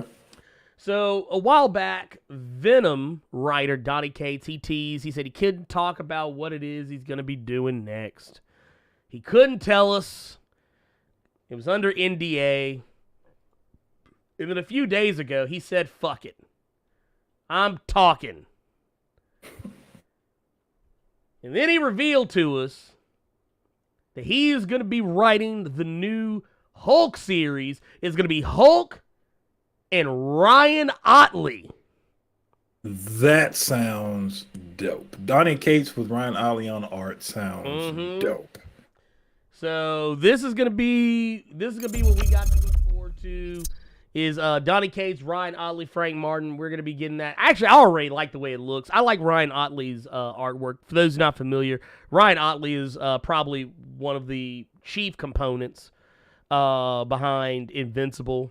He was even the person that Amazon went to when they wanted character designs for how the animated series is going to look, which is why it looks so much like the comic. But I'm here for it. I love Donny Cates. I think he does a great job on most things. I'm curious to see where he's gonna go with this though, because I don't know where you go after Immortal Hulk. That's what I'm trying to figure out, and I really hope they don't go back to status quo. Even though with it being Donny Cates, it'll probably be a really good book. It'll be enjoyable. I really hope they don't, because Immortal Hulk was so good. And, I'm someone who says that, but I also hated when Donny Cates went back to the status quo with Venom. And look how that book turned out. So I'm gonna try my best to hold judgment until the book actually comes out. Well, I just know from what we do know, this sounds legit. Well, I can tell you what little bit we do know about the comic is that the new take that Donny Cates is going with this is going to be about. He says it's going to be about control. Like, you basically, how do you control the Hulk persona? Like, how do you take it and turn it into something that you can actually harness? That is not something like we've seen this shit in the past. This is not the first time anyone's tried to write this shit before. We've seen what happens when Bruce Banner tries to control the Hulk, and it usually comes with very incredibly mixed results. Yeah. Take that shit how you wanna. But yeah, I basically the thing we got to look at here. Donny Cates basically said that Marvel just gave me the keys to the strongest one there is. Oh boy, you guys are just not ready for this. You're about to find out what happens when Ryan Otley and I get angry. And guess what? Well, pretty sure you're gonna like us a lot when we're angry. So, and knowing Donny Cates, I can actually just imagine him saying that. Like, yeah, I believe it. I believe it. But, yeah, the whole point of this book is that Bruce has finally figured out a radical way to control the Hulk, which I thought he was doing just fine as of late. I mean, you know, sort of. Mm. But here's the funny thing about that. Well, Al Ewing is ending his Hulk run. Yeah. Donny Cates is going to be writing Hulk. We also know that Donny Cates ain't writing Venom anymore after Venom number 200. So who the fuck is going to be writing Venom? Who is writing Venom? That's a very good question. Al Ewing! You lying. These motherfuckers traded books. Look, you know these motherfuckers did. They literally... Look... They literally did this shit right here. Al Ewing was like, here you go. Yeah, you take that one. Donny Cates, okay, cool. Yeah, you take this one. There you go. Y'all have fun with it. But no, Venom is basically, for those who don't know, Eddie Brock is, as far as I can tell, Yeah. I don't know if this is even going to have Eddie Brock in it. It looks like they've been kind of preparing us for more Flash Thompson shenanigans. So here's my question. Here's my Yes, question go ahead. before you continue on. We Yes, got go Donny ahead. Cates and we have Ryan Otley on a Hulk book. Yes. Who do we have with Al Ewing on this Venom book? Oh, good. Oh, glad you asked. So, you know our favorite guy, known for drawing the best hairlines on black characters. God. No, we got the homie Brian Hitch. Brian Hitch is going to be on art for this one. The good news is, I'm assuming that Venom has no hairline, so there's not a hairline to fuck up. So we don't have to worry about that. We'll be okay there. There's no hairline to fuck up there. I don't know what's going on with this image that I have right here. I don't understand it, but it is what it is. I know he could fuck up a Venom symbol. I can tell you that. he can fuck up a Venom symbol. He said, wait, he ain't got no hairline. Give me the symbol. Lord, get me out of here. No, so basically what's going on here is that, okay, so, and apparently I think it's not, so basically here's what they're saying is going to be going on here. He says, so when my editors, this is actually coming from Ram V, because apparently Ram V is also going to be involved in this as well as a writer, says that when my editors and Marvel reached out about taking on Venom alongside Al Ewing and Brian Hitch, I was not prepared for the kind of creative thrill it has been ever since. This story is going to expand and push the symbiote narrative and lore in even more unexpected and fantastic directions. It is also an utter thrill having the sort of call and response mechanic I've had with a writer like Al and an artist of Brian's caliber. Fans and new readers, strap in. You ain't seen nothing yet. I don't know. I have concerns. On the one hand, I'm very familiar with Al Ewing. I know he will handle his share of the writing duties. I'm less familiar with Ram V. Because I don't read Catwoman. Which apparently is what they have been working on lately for DC. I don't know. I got questions. I've got questions. I've also got concerns. And that is all I have to say about that. Let's take a look real quick because we got super chats to go back and take a peek at. First and foremost, Nomadic Chaos says, after what happened, I really want to see the Quiet Council reality check Beast hard after what he did at the Hellfire Gala. Somebody needs to. You goddamn right somebody needs to. Where's Emma Frost at? Turn to that diamond for him and beat the shit out of his ass. Violent. Just saying, man. Today. Dude, no, put Beast in the hole. Put him down there with Sabretooth. Have fun with it. King Kunda with the $5 super chat says, Emma Frost was daydreaming about that American flag pole in that issue. Dude, she really was. She wanted to get her some of that cat. She wanted to get her hands on America's ass. Oh, God. Look, she was thinking about that shit. She was like, And then she found out why he was being nice to her. Y'all are a mess today. Look, hey, I'm just saying. Let's see here. Nugget with the $4.99 super chat says, did you see Tommy in the X Factor preview? Sorry if I talked about this already. No, we didn't talk about that actually. Tommy does show up. Talking about Speed. From the Young Avengers. He does show up in the preview for the very last issue of X Factor coming up very soon. And of course, like they do with a lot of these solicitation pages, there's no dialogue. But it kind of seems as though, if I had to guess, that Prodigy didn't think that Speed was going to be able to make it to the Hellfire Gala. And it seems like iBoy might have set something up and got him there. That's kind of what it appeared to be to me. However, whatever the case is, you know they probably ran off and was like, no. Fuck this shit. Let's go back to my place. This party is whack. Let's go back to my place. We can go hang out. We can go hang out with America Chavez and Kate Bishop.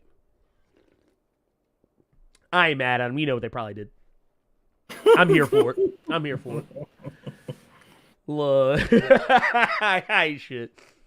CT Cook with the $2 super chat says, I predict the Hulk will get the power cosmic. You just saying that because, well, I don't know about that. I don't know if I want. Look, Hulk is already broke as it is. Currently, yeah. Yeah, look, Hulk already out here. This man got his hand chopped off, or got busted off by Thor, and then to choke this motherfucker with a regenerating hand. I don't know if I want to see that motherfucker get much more powerful than that. They already, look, Black Panther to thrown the spear of Bashenga into this motherfucker that killed Eric Killmonger, and Hulk's still alive. That man is broke. He is tournament banned. You can't play that motherfucker in Marvel vs. Capcom 2. They go, the judges gonna be like, you can't, get out of here with that shit. Crazy. We also got Hamaru6 with $10 super chat for the support. We appreciate you. Thank you for that. We appreciate it. And then Java Store with the $10 super chat says, always a good time. Also, y'all better leave Carter alone before Marcellus Hennessy pulls up on y'all in a 3-piece suit, trench coat, and a pair of mirror shades. Hashtag Carter Presents versus Marcellus Hennessy. Look, y'all better watch out. That I would lose that fight. I would lose that fight. Look, y'all don't know. You know what? You know how to imagine Marcellus Hennessy probably be like when Al Simmons got his face back. Remember when Al Simmons got his face back? Bubba was always walking around in a 3-piece suit with the sunglasses on. And he told Terry, I'm coming back for Wanda. Oh, God. I remember that shit. Look, this man put sunglasses on. You ain't shit. You ain't shit. Let's see. We also got Eugene Mayer with the $5 super chat. Says, what do y'all think Reed said to Charles at the gala? Probably told him he was going to pipe out Mora as soon as he see her. I mean, shit, he clearly is not having sex with Sue. That clearly, what was it? Franklin is clearly Namer's kid. We've talked about this before. Hashtag Franklin Richards is Namor's boy. Namor is the pappy. We all know Sue is attracted to power. What does Reed have? Brains? That's not power. She wants a real man. A man who could be a better Iron Man than Tony Stark. Because he's infamous. That boy Mob Deep now, he the infamous. All right, then. I'm just saying. No, all right, here. What we got? Let's keep it pushing, man, because we still got. Yes, sir. We still got stuff to talk about. Carter, are you familiar with the fact you know that we're getting into the Spider-Verse 2? You knew about this. Oh yeah, that's obvious. Yeah, the movie made bank. It made buku bucks, so to speak. So let's see. I want to see something here. Bank and got a bank. Goodness, dude, what you said. Here, I'm actually pulling up the box office mojo right now. Right. Spider-Man Into the Spider-Verse. Let's look at this money. This movie made. Okay, so here, I got to pull it up right here. Bam. Wham, bam, thank you, ma'am. Let's look at it. This movie had a budget of $90 million. Mm-hmm. It made $190,241,310 in the box office. Now, if you count the international box office, that's a total of $375,540,831. Yeah. This movie made bank. Compared to its budget, it made bank. And that's just crazy talk. An animated movie about Spider-Man. And not even Peter Parker. We're talking about Miles Morales. I mean, it had Peter Parker in it, but that's another story. Point of the matter is, the creative team, behind the very popular Into the Spider-Verse movie, of course, as you may not be surprised, I believe it was Bob Paraschetti and Peter Ramsey and Rodney Rothman. We also had Phil Lord with the screenplay. Rodney Rothman also helped with the screenplay in that regard as well. Point of the matter is, of course, they're going to go bigger on this one. We know for a fact that if you dig into a little bit some of the stuff we reported on in the past, Spider-Verse 2 is going to have way more characters in it than what we had in the previous film. Of course, we had Miles, we had Peter B. Parker, we also had Penny Parker, we had Spider-Man Noir, we had Spider-Ham, we had all those characters, and we also even got Spider-Man 2099 at the very end, of the movie, and if I'm not mistaken, what was it I forget how they actually designated him, but we also had the Spider-Man of from the old classic cartoons, which God rest his soul, I forget the name of the actor. The name of the actor is actually escaping me at the moment, but yeah, either way, the rumors around the campfire is that we're also going to be getting characters like the 1990s animated Spider-Man. Some of you may know. Spider-Man. Oh, God. Radioactive Spider-Man. Yeah, that motherfucker. We're getting him. And Phil Lord has come out and said that Spider-Man, the Japanese Sentai version of Spider-Man, who I love, is near and dear to my heart because he has a giant mecha named Leopardon, which has nothing to do with spiders at all. And he is the emissary of hell. He will send you to hell if you are doing evil. Which is just makes no sense to me, but whatever. We also know that, Spider-Gwen is going to be returning. We also know we're going to be getting Spider-Woman. Jessica Drew is coming in hot on this movie. Yes. And guess what? She is not going to be played by just some nobody. They got Insecure's own Issa Rae. Issa Rae, ladies and gentlemen. Issa Rae is your Spider-Woman. God damn it.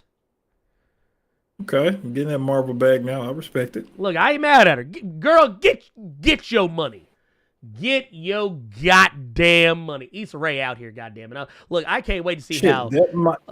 That might actually lead into like a Marvel property for her. I mean, look at Oscar Isaac. That boy went from Spider-Man 2099 to fucking Moon Knight. So. look, she gonna mess around and be Misty Knight in this motherfucker. I know. See, that would piss me off. I need that sister from Black Panther. Oh, not Black Panther. Luke Cage. Oh, I yeah, need her yeah. to reprise her role. That sister I liked was her bad. as Misty Knight. I liked her as Misty Knight. Yeah, dude. She was nice as Misty Knight. Only thing I hated is how they wrote her sometimes because they made her unnecessarily antagonistic sometimes. I was like, why y'all acting like she ain't about to be with the crew here in a minute? But it don't matter because that woman is gorgeous. Sweet That's Christmas. true. Dude, Luke broke that shit off Quickly. Dude, Luke said, Quickly. look, one episode in, I don't care. He said, I got 5 minutes to break you off before I go break this white woman off. Fuck up. That boy gave Luke Cage 5 minutes. That's cold-blooded. Well, I'm talking about on camera time. On camera time. It was about 5 minutes. But no, yeah, he probably had more than that. We didn't see what happened off camera. Shit, we didn't see everything that happened on camera. That boy could have accidentally or on purpose fucked up his line. You don't know. Sweet Easter. Damn, we gotta do it again. Let me lay right back between here real quick. Okay. Let me put the little on you. But no, Issa Rae. We don't know much about what's going on here. Actually, dude, I just thought about that. You know what? You're on to something. Because you know how you were talking about how Oscar Isaacs played a bit part in the first movie as Spider-Man 2099 that fucked around and got a TV show as Moon Knight. Haley Steinfeld. I just thought about that. She was playing Spider-Gwen. Fucked around and got a role in the MCU as Kate Bishop. Think about that. Yeah, Kate Bishop now. I didn't think Issa about that. Rae gonna fuck around and get a role in. Y'all wait. Shit. Y'all wait. Y'all think we joking? Y'all heard it here first. Listen, Catherine Hahn was the female Doc Ock, and now she's Agatha Harkness. Oh my goodness. Ooh. See, we on to something. We on to something. We on to something. God damn it. I didn't even think about Catherine Hahn. Yeah, Catherine Hahn. Catherine Hahn. She was a female Doc Ock. Harkness. Yeah.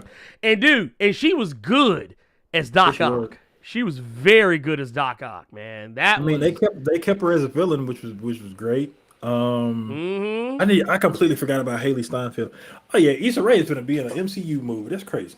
Dude, yeah, she gonna get a movie. I don't know who the fuck she gonna play, but she gonna be somebody. Yeah, she gonna be somebody. If she ain't, look, I'm gonna tell you right now. If she ain't Misty Knight, which I think they have hinted that some of the people that were on those original shows will likely come back. We know Charlie Cox is going to be in the Spider-Man movie. They've hinted some of them might come back. So if anybody came back, I would love it if Simone Missick came back to play Misty Knight. But if they give Issa Rae a role in the MCU, boy. B. I don't know who it'll be, but I'm here for it. Now, here's the thing I'm ready for. You know, they probably gonna change Jessica Drew's attitude a little bit to match more of what Issa Rae brings to the table. You know, Issa Rae's a whole ass comedian and a comedian writer. She's a brilliant writer and very good comedic actor. She has really good comedic timing. Even when she's kind of playing, I guess, you know, for, you know, in terms of comedy writing, the straight woman. Even when she's the straight woman, she's not even the one who's supposed to be the one cracking jokes. She's still good, even in those roles. But I'm really curious to see, like, if they're gonna kind of shift Spider-Woman a little bit to kind of match Issa Rae's stylings, and if it pans out, I wonder if it will change how Marvel writers write her in comics in the future. It's gonna be interesting. It's gonna be very interesting. But do you think they'll actually make her black in Spider-Verse 2, or do you think they'll just only have her just voicing the character? Like, they won't change Jessica Drew's ethnicity in the movie or anything like that. You think they might do it?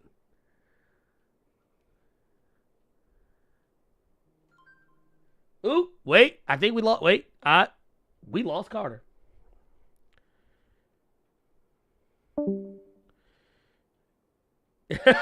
We lost Carter. Carter's PC crashed because I was talking, because he said that his PC didn't like me trying to replace Simone Michigan's PC crash. So that said, he'll be back here in just a moment, and we'll get his take on this. But right now, I got this thing sitting here. I need to actually edit this down a little bit. Bam, there we go. That said, did we get him back? I think we got him back. We got him back. So, Carter. Yes. The question now is, do you think they're going to change not Issa Rae? Okay, I did hear that. Okay, you did? Honestly, that's hard. I don't know. That's a hard one to answer, man. Just because they could, but I don't want to say yes just to keep everything in line with you know how they've been doing things recently. Since you can't play, you can't voice an Asian dude. I can't voice a Hispanic person.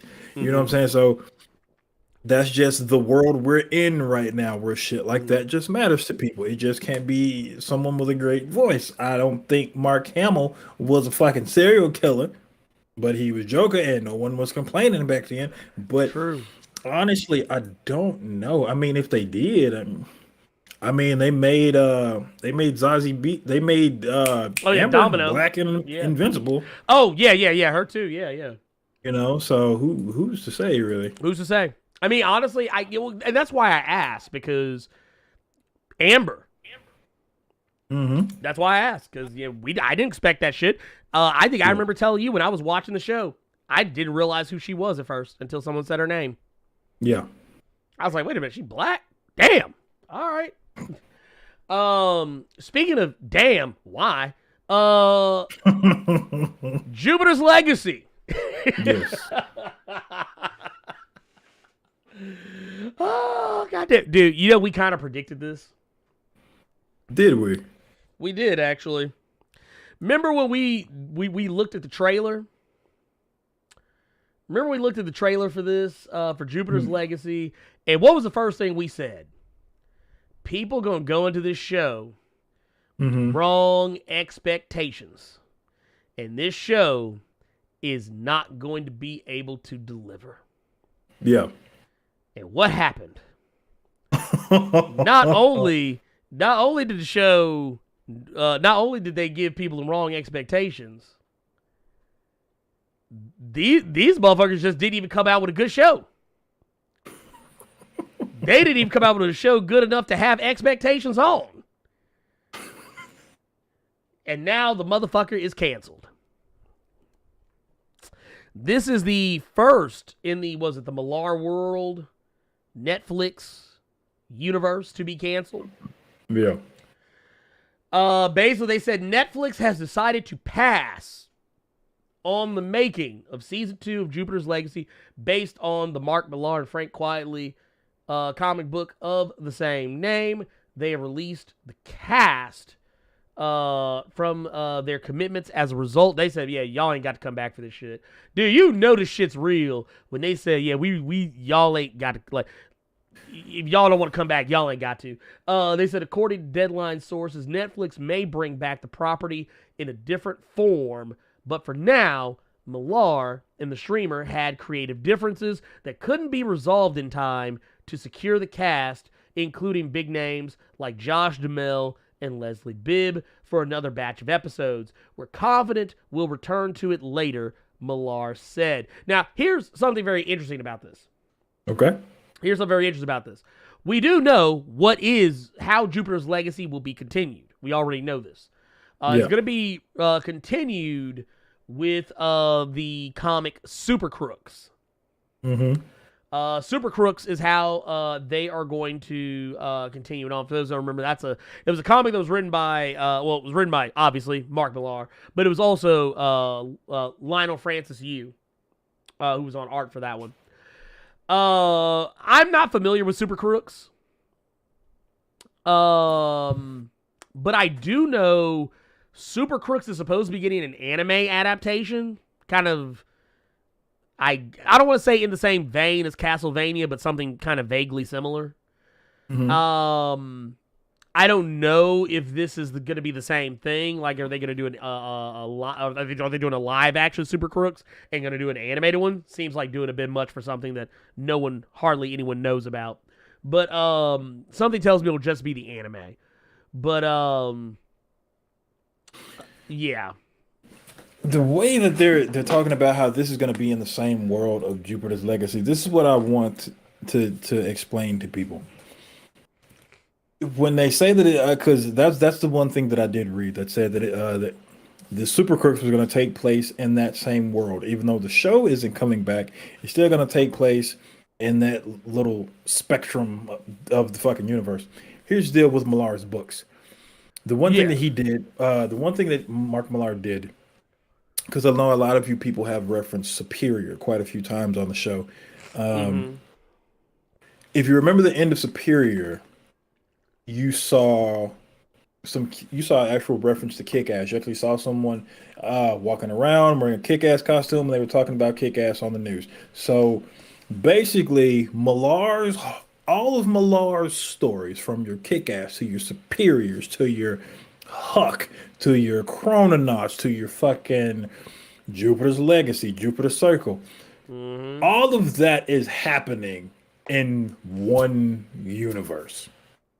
So your prodigies and things of that nature, that's what they mean when they say it's going to take place in the Jupiter's Legacy universe. It's just that was the start of it. If you all remember the film Brightburn, if you remember the end, okay, a lot of you people may have not even stayed after the credits, but if you stayed after the credits of Brightburn, when they were showing the fake Superman doing a rampage all around the world, they were showing you other characters. Yes. Basically, it was basically supposed to be James Gunn trying to make an evil version of the Justice League. But the reason I'm bringing that up is because one character that they showed was Rainn Wilson's character from Super. Yes. Shut up, crime. You see what I'm saying? So, the reason I bring that up is because James Gunn, was at that point trying to say that all of that was happening in the same universe. That's what Mark Millar is doing here. I don't think we're going to see shit about just Jupiter's Legacy anymore. We might see somebody talking about it on a newscast in the background of a fucking scene, but that's what they mean when they say this is going to take place in that world. I don't think we're going to see characters from Jupiter's Legacy as a crook. I don't think we're going to see them referenced in any way like that, except some background noise.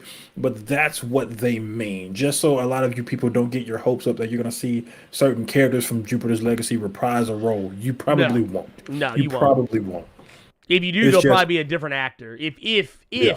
you see that character again, it'll be a different actor, most likely. Yeah. In my opinion. Let's take a look. Let's go back. Look at some super chats. Okay. Got Floyd L. Holt with the $5 super chat says, "Help me with this debate against a friend.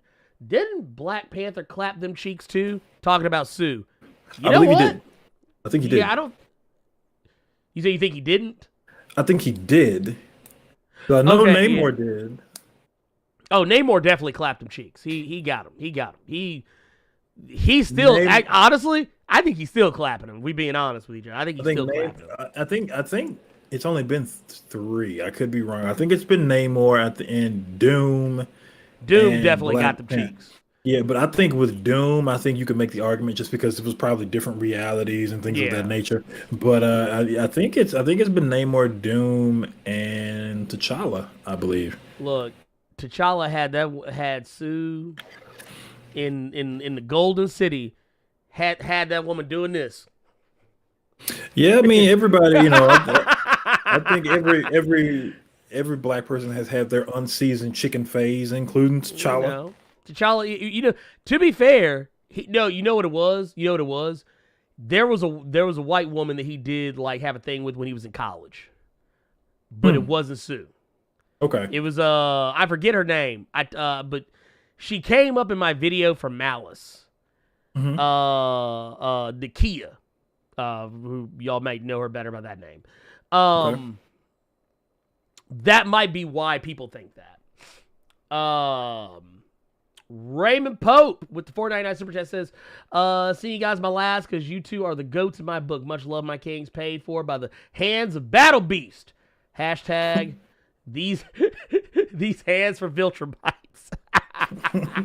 I'm here for you. We appreciate you, man. We appreciate you.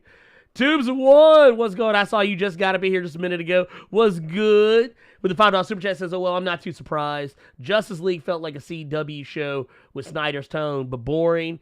Or you talking about Jupiter's Legacy felt like a CW show with Snyder's tone, but boring and even more dramatic." Yeah, okay, you can't here's my even problem. say a CW show at this point because Superman and Lois did what Jupiter's Legacy was trying to do better than Jupiter's Legacy. It really did. It really. Well, here's my problem with Jupiter's Legacy though: is the Utopian. He got on my last goddamn nerves. Yeah. I was ready for that motherfucker to get killed by somebody. I was like, dude, can somebody please take this motherfucker out now? Yeah, you don't even get to see how he gets got. I don't know. I was sick of it. Old ass book. He gets marked. Yeah. He gets his.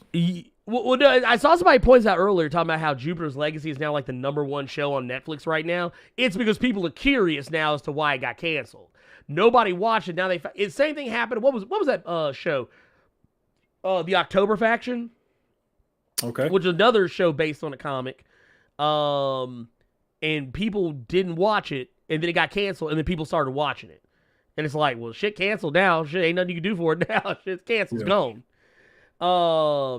This is Infinite Content with the $5 super chat says, "I'm worried that the children of the Vault are being more slept on than the enemies because if they get Darwin's powers and manipulate them." Well, here's the thing about that.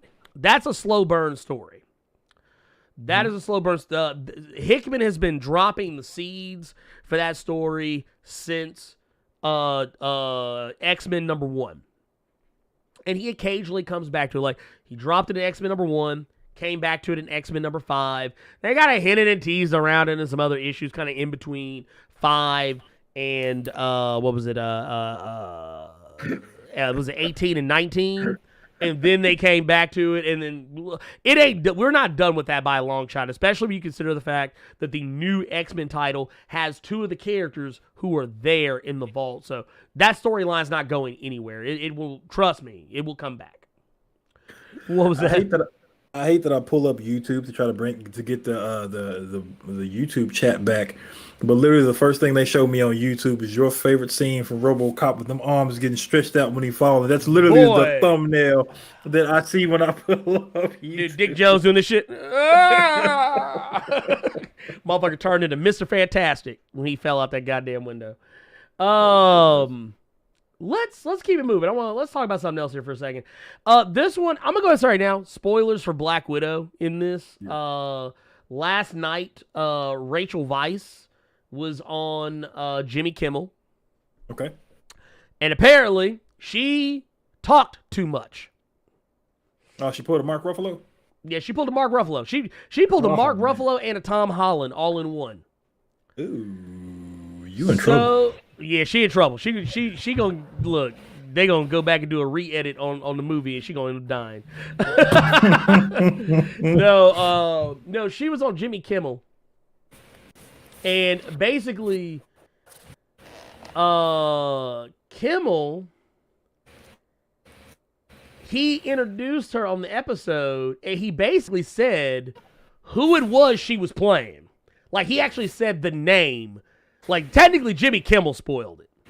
Because the name of her character has actually been kind of kept off the radar. Like, she's actually said the name of the character before, but never the last name of the character. And honestly, Jimmy Kimmel's not stupid. He's a fairly competent comic book nerd. And anybody who's anybody could have looked this up and figured it out for themselves. And I have even said this in the past when she was originally announced as the character, whatever she's playing. So, spoiler alerts for Black Widow, in case you really gave a shit about this particular spoiler. I don't think it's that big of a deal. The character that Rachel Weisz is playing is Melina Vostokov. Now, if you're wondering why this name sounds familiar to you, it is because she is the Iron Maiden in the Marvel Comics universe. If you are even the least here, and I'll pull her up so y'all can I actually meant to have this image ready to rock, like off rip, but so can we go ahead and say that Jimmy Kimmel, you ain't getting another Marvel guest on your show anymore since you want to spoil some shit? Dude, like not ever. But this is who she's actually playing. This is who she's actually playing in the Marvel Cinematic Universe. This character. Now, is this character going to be exactly the same? No, probably not. Is Rachel Weisz's character going to become this character? Probably not. We know how Marvel likes to do. They usually take characters that you think are one thing and they turn it around and do something else with, the same way they did with Lawrence Fishburne when he was Black Goliath. Did we ever see him as Black Goliath? No, we just got hints that he used to be Black Goliath. Jimmy Woo, when they put Jimmy Woo in the MCU, originally he was nothing like the Jimmy Woo from the comics, like in any way, shape, form, or fashion. So, and only recently with WandaVision, he became a little bit closer to it. So I'm not expecting Rachel Weisz to, at some point in this movie, be in a metal suit, metal body, whatever. But at Comic-Con a couple of years ago, Rachel Weisz did refer to her character as the Iron Maiden when they were in the Conference Hall H talking about Black Widow, the movie, and whoever else was playing, because that was also around roughly the same time people automatically assumed that she was Taskmaster. Everybody assumed that, she's the one who's actually the Taskmaster suit, not the other dude who is very likely like I said, people thought way too hard on this shit. The same motherfuckers that were saying that, putting out videos about how Season 1, Episode 2 of WandaVision, how it sets up the X-Men in the MCU. Them the same motherfuckers that were saying that shit about Rachel Weisz and, you know the fuck I'm talking about, and Taskmaster. But basically, what the funny thing about it is just kind of how it fell out. Because when he called her, when he said that she was portraying Melina Vostokov, she clearly felt uncomfortable. And her response was, I think we're not allowed to say Melina's second name. I think we're prohibited from saying Melina's second name. I think it's a Marvel cinematic secret. And then going on to say that she admitted that that when Kimmel suggested that he may have shared a spoiler, she says, I believe so. And she goes on to say that the only thing... she said that they gave her a list of things that she's not allowed to reveal in interviews that she lost when it was given to her. But she did go on to say that the one thing I do remember is, I know the big spoilers, which I'm obviously not going to say. My character's second name is like, one of those things. That's out there. That's public knowledge. At the moment now, so it's kind of like a whatever thing. It's like, doesn't matter. I will say, okay, you can just not have people go on Jimmy Kimmel anymore if you're gonna do that shit. That means we're gonna be forced to watch fucking Jimmy Fallon with these folks with his ugly ass fake laugh. But I will say, and mugging at the camera, Jimmy Fallon. Yeah. Oh no, fuck that.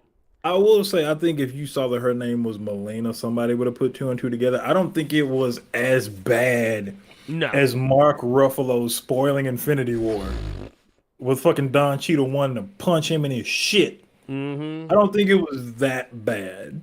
No, I don't think it was. I honestly, at this point, I don't even care. I'm just like, dude, it's whatever, man. Y'all do what you got to do, man.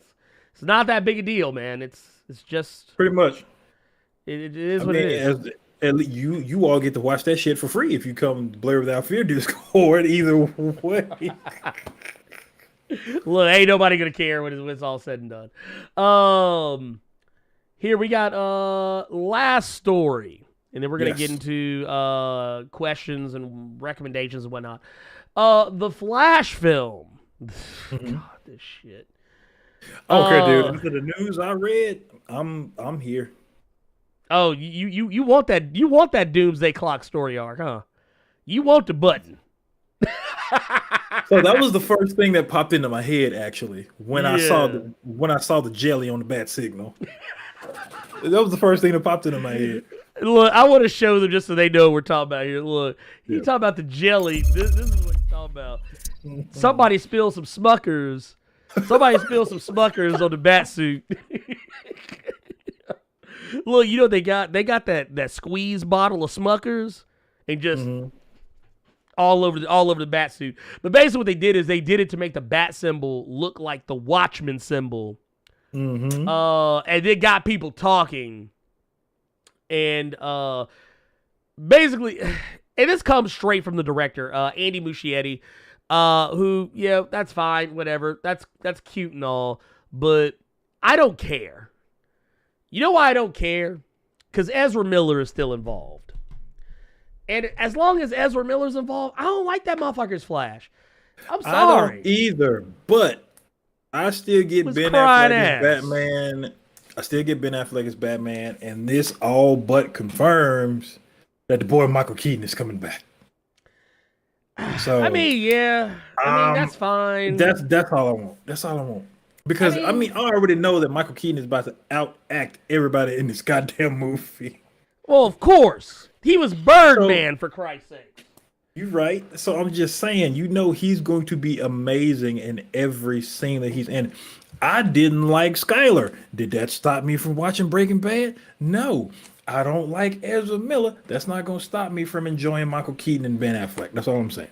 Well, no, that's different though. Skyler was just written terribly. But Ezra Miller choked the motherfucker. Ezra Miller choked the bitch. He choked the bitch to the ground. Here's the thing, though. I don't want to see him no more in slow motion rubbing hot dogs on motherfuckers' faces. But here's the thing that you're not comprehending, and I hate that you don't understand this. It's Hollywood. They don't care. No, they don't give a fuck. No. They care when it's convenient. Okay, let's do that. Because Amber Heard should have been gone. Oh yeah. What would your boy Zack Snyder? Who was that motherfucker he replaced with Tig Notaro on Army of the Dead, where they had to green screen that heifer into every scene because she wasn't on camera with nobody? Wait, what is this? What are you talking about? So, okay, here, I'm gonna pull this shit up here. Army. Okay. Yeah, because that's news to me, but I'm just saying, like, if they didn't do anything to Amber Heard when she was caught in 4K audio, hi-fi audio, of course they're not gonna do anything to Ezra Miller for putting somebody in the cocaine clutch. We just got to deal with it, man. Okay, so here it is. Tig Notaro replaced Chris D'Elia? Chris D'Elia, because he was accused over the last year of pursuing and grooming underage girls, exposing himself to multiple women, and more recently, soliciting child pornography. Hmm. So okay, so the role here, and I'm pulling this shit up right now because I want y'all to see what the fuck I'm talking about. Here it is. Bam. I remember that dude, the fucking comedian dude. Yeah, I know what you're talking about. This dude was supposed to be Tig. Okay. But Tig came along when he got cut. But see, by the time that Tig came along, most of the movie was shot. His scenes were done. So every time you saw Tig on camera, she was not on the same set as everybody else. That's why she always looked out of place. That's crazy. I did not know that. Yeah, that's why she always looked out of place. And even more reasons for the weird ass focus shit. Though. I think we see where the budget went then, because I clearly saw like we have all the scenes that were out of focus, and then we got the robot zombies and this, that, and third. That CG is real. That green screen was fucking amazing, because I did not notice that was what that was. Wow. Okay. The only reason I noticed is because I knew what to look for. That's the only reason why I noticed it. But the thing is, it was very seamless. Honestly, had I not known about the whole the Elliot shit, I would not have noticed it. I would not have noticed it. But because I knew that they were replaced, I knew for a fact that they were going to have to use green screen and all this other shit, which did a good job. They did a good job on that. But I actually agree with Honest Trailers. The movie is out of focus as fuck and is disorienting, and I will never watch it again. On that note, though, back to the Smucker's jelly on Batman's chest. Look, I feel like this is a meme. It's like, so I was sitting here with Smuckers on my titties. Is what I feel like just happened here. Is that what just happened here? It's like, so I was sitting here with Smuckers on my titties.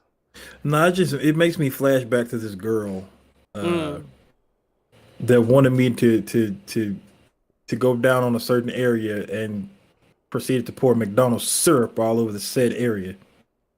Wait, pancake syrup? Yeah. Was she trying to get you to toss a salad? What motherfucker eating a salad with McDonald's syrup, Ernie? Hey, that's what the dude. Goofy. That's what the dude said on that special. He said, "What was it?" He's like, said he said, toss a salad is eating ass with jelly or syrup. I prefer syrup. I don't want to know what you watching. I really don't want to know what you watching. It was one of HBO prison specials. Oh, I bet it was. Look, this is like some Booty Warrior level shit. This is actually, I think this was pre-Booty Warrior. But yeah, here, let me hit the button on myself because danger. We talking about tossing salad, y'all. Sorry. We are not talking about tossing. This shit. You talking about this shit? Look, actually, no. What I remember about is it was on. What was it? Remember what was it? Chris Rock, Bringing the Pain. That's the first time I ever heard about it. Was like when he was talking about it on there, talking about tossing salads and shit. That's old. That's an old ass comedy special. That was back when black folks used to wear all black leather when they went on stage. Oh God. like even if it wasn't black, they just wore leather when they went on stage. But anyway, neither here nor there. Point of the matter is, how does this affect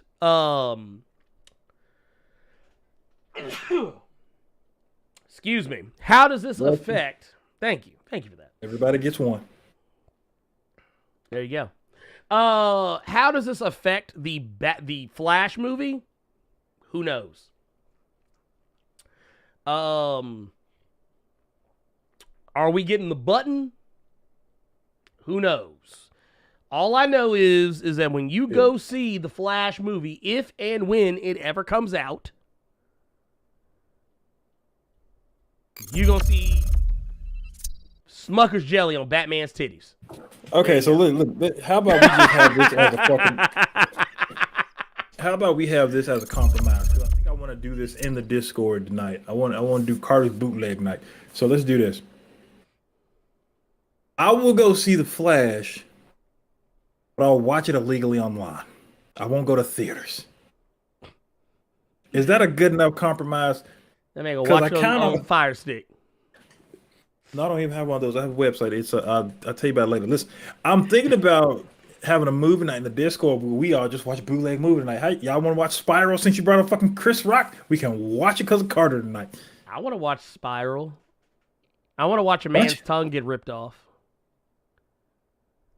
Okay. Yeah, that's a random thing. I saw the opening of the movie. That's the only reason why I saw that, so I know what happens there. But yeah, I'm down for all of that. Everything. Okay. Everything you just said. Okay. Everything in there. I'm down for that. What? Wow. Interesting. Okay. Anyway, moving along. Sorry, I was looking at something on some other website, and it was like, I was like, okay, I guess this is the thing now. All right, carry on. But no, all of that aside, let's jump into our recommendations real quick. We're gonna be real quick with these. I am gonna say, Carter, what do you have for your recommendations? Okay. For this here week. All right, real quick, real fast. Savage Avengers number 21 came out this week. You get Conan versus Ghost Rider, and it don't go the way you think it went. Oh shit! And then we'll just leave it at that. Okay, I actually need to go back and read. I have not read that one yet. I have not steered you all wrong with my recommendations, and quite a few of you have given me props for even putting you on Savage Avengers. But it's just basically continuing the story that's been going on, and we get Ghost Rider versus old Conan. I like it. Wait. Now, is it Johnny Blaze? Yes, it is. Robbie Reyes. Okay, cool. That's my question. It's Nicolas Cage. Yes, it is. Nicolas Cage.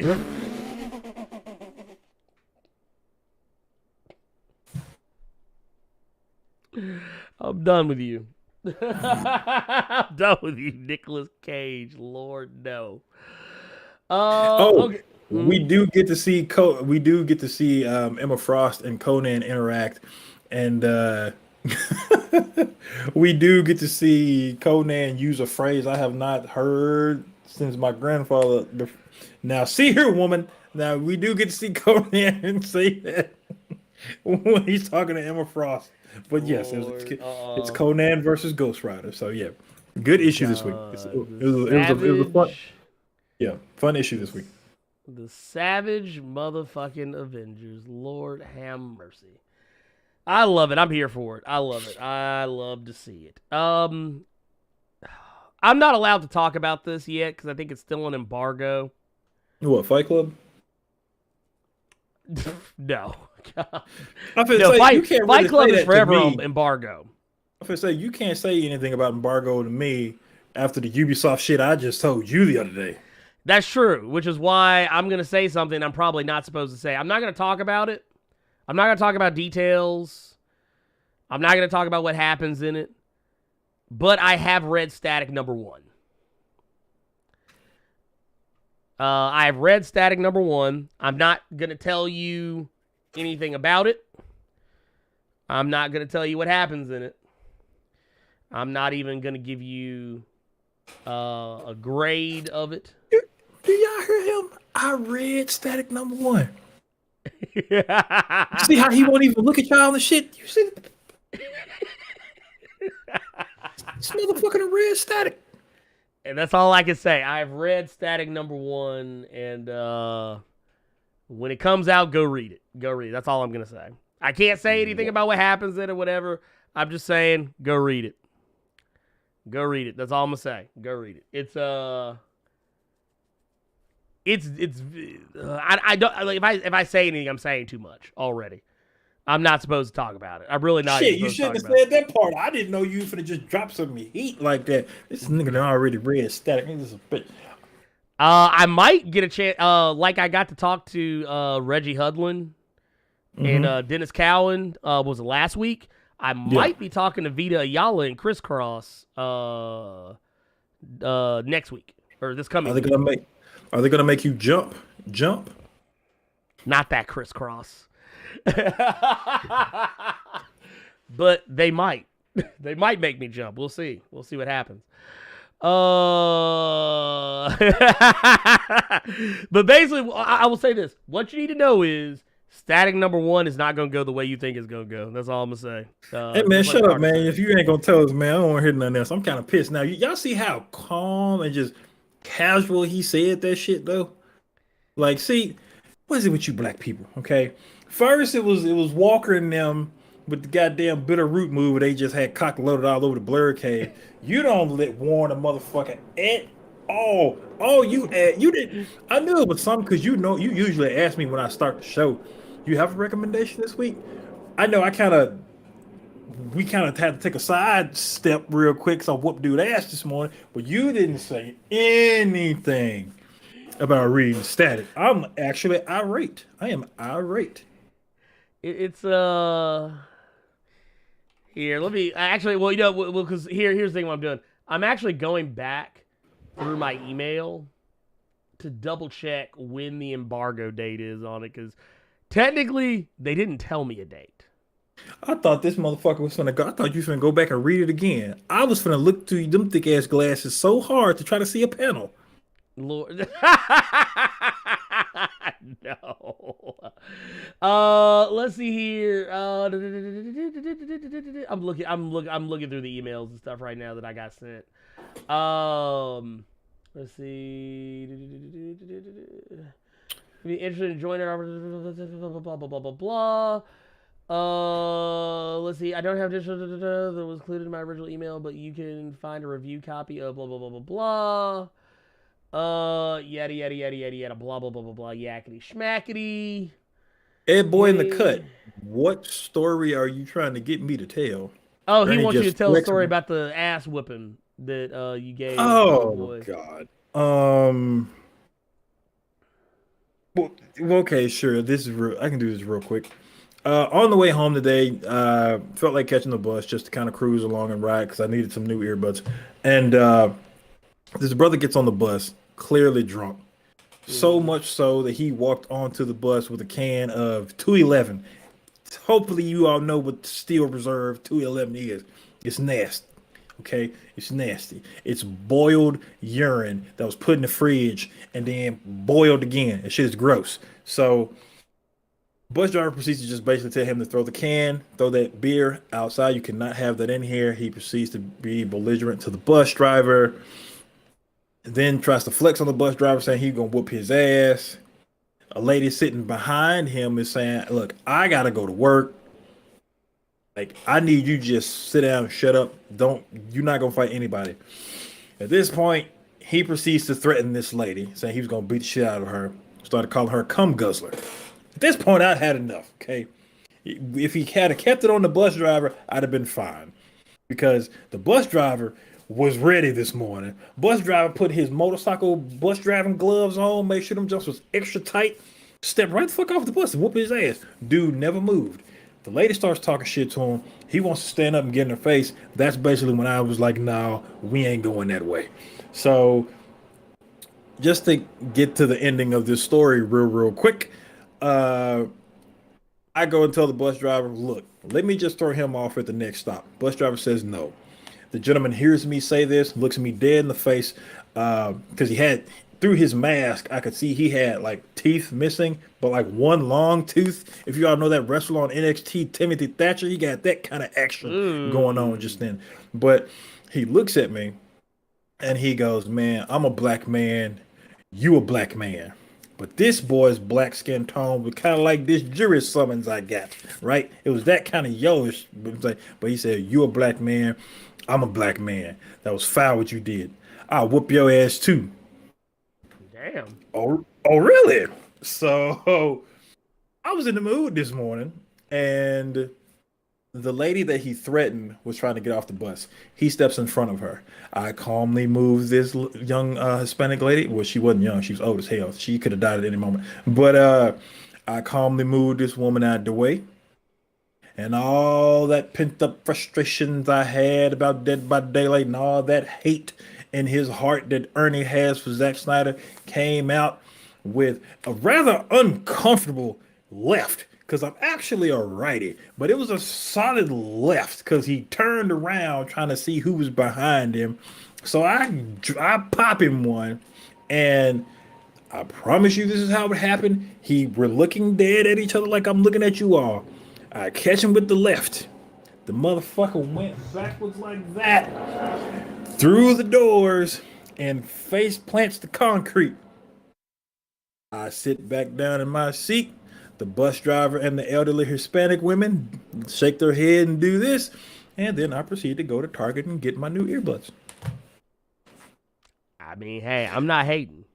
Yeah, the dude face planted. I got worried because of how hard he face planted, but it was like I told you, Ernie. Like he was.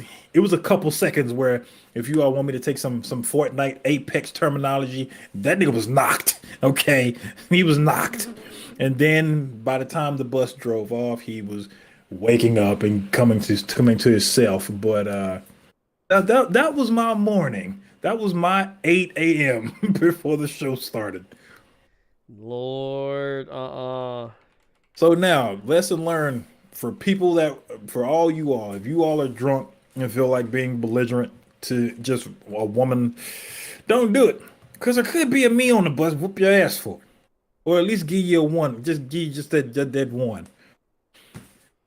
That for the nation hit, you know. For the nation. Oh my God, you just killed me right there. I can't find any information about the embargo. She didn't give it to me. I still wouldn't say anything. I'm not gonna say anything because I don't want to fuck the bag up. I'm just gonna say, go read it. Yeah. That literally, that's gonna be my answer. Is I'm not gonna tell you anything that's going on in it. I'm just gonna say, go read it. It's it did not go the way I was expecting it to. Promising backup career as a bouncer. Here's the thing you ought to understand. I'm 6 feet tall, 230 of just solid COVID weight and frustration. So yeah, he got hit hard. He got the he got that steel reserve knocked out of him. No, I got nothing else. I don't know. Let's see here. Do we have any? Let's see. I'm going back. I'm looking back through we do have a super chat in here from Black Nito, leader of the Brotherhood of Evil Motherfuckers. With a $10 super chat, says Sue definitely tried T'Challa in a hot tub when the first FF came to Wakanda, but he ain't hit and she was embarrassed. Make sure y'all follow the protocol and Hulk smash that like button. See, I like the way you think. See, thank you. Thank you. Black Nito, always out here looking out for a brother. We appreciate you. Going back through, I'm looking to see if we got any. Let's see here. Command Comment says, what are your thoughts on planet-sized X-Men? It's going to be very large. No, I'm joking. I'm joking. I'm curious to know what it is Magneto is going to be doing with the Omega level mutants. Is what I'm curious about, because it is heavily teased that Magneto has some kind of a plan for the Omegas, or I think it's probably just going to be something as simple as the fact they're going to be showing off what the Omega level mutants can do, like how powerful they are. But I know Legion won't be involved in it because he pretty much said as much in Way of X number 2. So we won't see him there, even though he is an Omega level mutant. Oh, and they're going to unveil new Omega level mutants. That's actually what I'm very excited for. Okay. I want to know who else they're going to reveal as being Omega, because I feel like it's time now that we say Sync is an Omega level mutant. I think it's past time.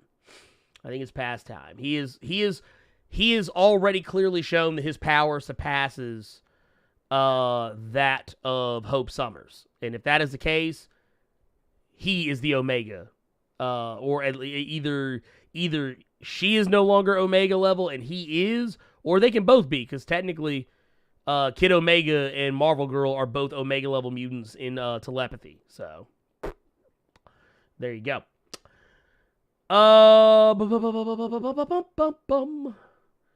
What else we got in here? What are the questions we got? Go ahead and start putting your questions in because we are going to be doing those. That's what we're doing right now. Here's one from Jonathan Stewart. Says, would the Snyderverse have played better as a setup for Injustice? And do you think Warner Brothers will be capable of making that pivot now? No. Honestly, I don't think Warner Brothers can make that pivot. But whenever I look at anything that Zack Snyder has made in the DCEU, the first thing that I think of is Injustice. Because I feel like that's clearly where he got his info from. Like, I feel like that's where he got his ideas from. Like, because he always wants to do evil Superman.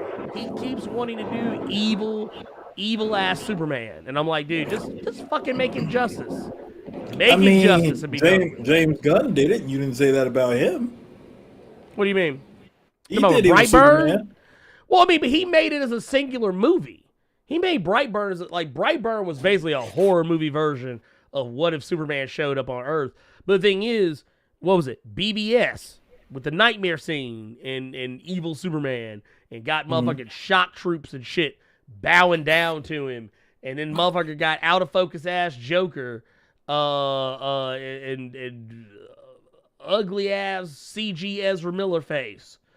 And all these ragtag motherfuckers trying to stop Superman. And Darkseid. I was like, dude, just go ahead and make Injustice. Be done with it.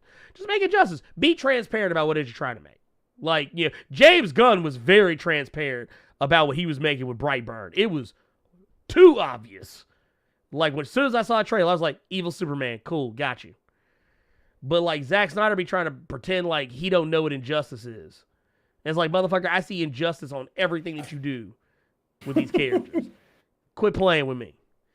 Do you bleed? Get the fuck out of here with that shit. Let's see. One thing I want to ask, I don't know if you cover this. What did the fuck? Staphylococcus do to Valeria Richards? I have no idea. Hey, don't say that again. You say that 5 times fast, Candyman gonna come get you. Don't say that again. Don't say that again. Wait, you make it sound like I'm gonna take my headset off. Don't do that. Don't do that. You make it sound like the Babadook gonna get me. Good lord. Hey, don't play like that. Don't play like that. Man, Blerd.radio. What's going on, pimp? So was it the Mac Daddy or the Daddy Mac? Man, you know what? Damn, that's a tough question, man. Wait, which one of them had? Didn't one of them get catch HIV? What? No, it's about the Crisscross, the original Crisscross. Oh, I remember I think it was one of those like weird rumors or something like that, but now I have to look it up because I have to know things. It was one of those weird rumors like from like way back in the day. Let's see here. I know one of them's dead.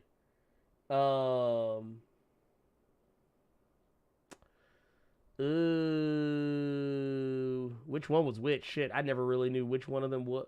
Oh, Mac Daddy. He dead, so it has to be Daddy Mac. Sorry. But yeah, that's fucked up. That is fucked up. Damn, that sucks. I didn't know that one of them had actually. Apparently, this was back in 2013. Shit, I'm late.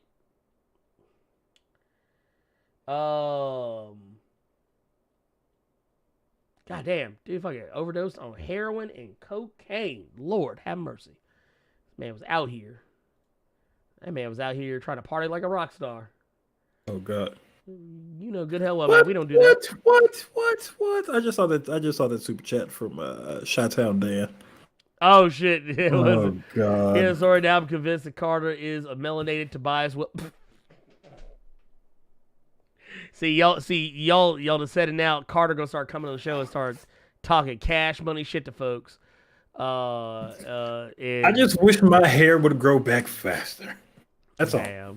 This man. Now I know it takes a week. I had to recut it just to make sure it was bald, so no one says that I tried to get out of the bed. And I don't like this I don't like this. Oh dear Jesus, I don't like this. Jose Pangelina. God, you had me laugh so much. I'm fucking names up.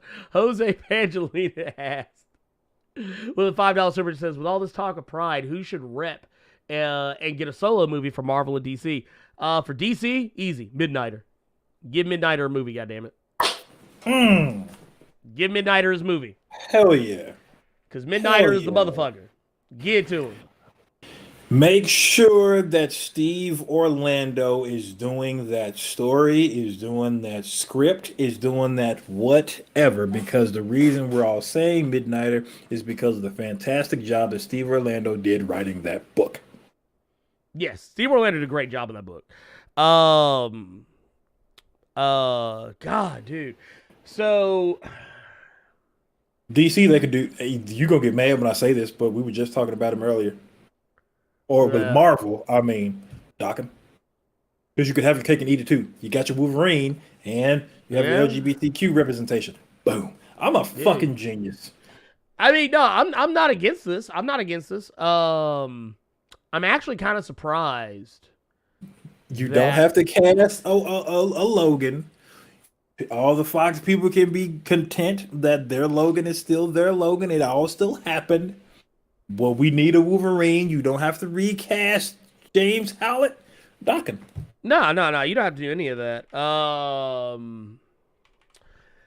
Now, okay, I will say this. For those who don't know who the fuck I'm talking about, because Midnighter's kind of an interesting character.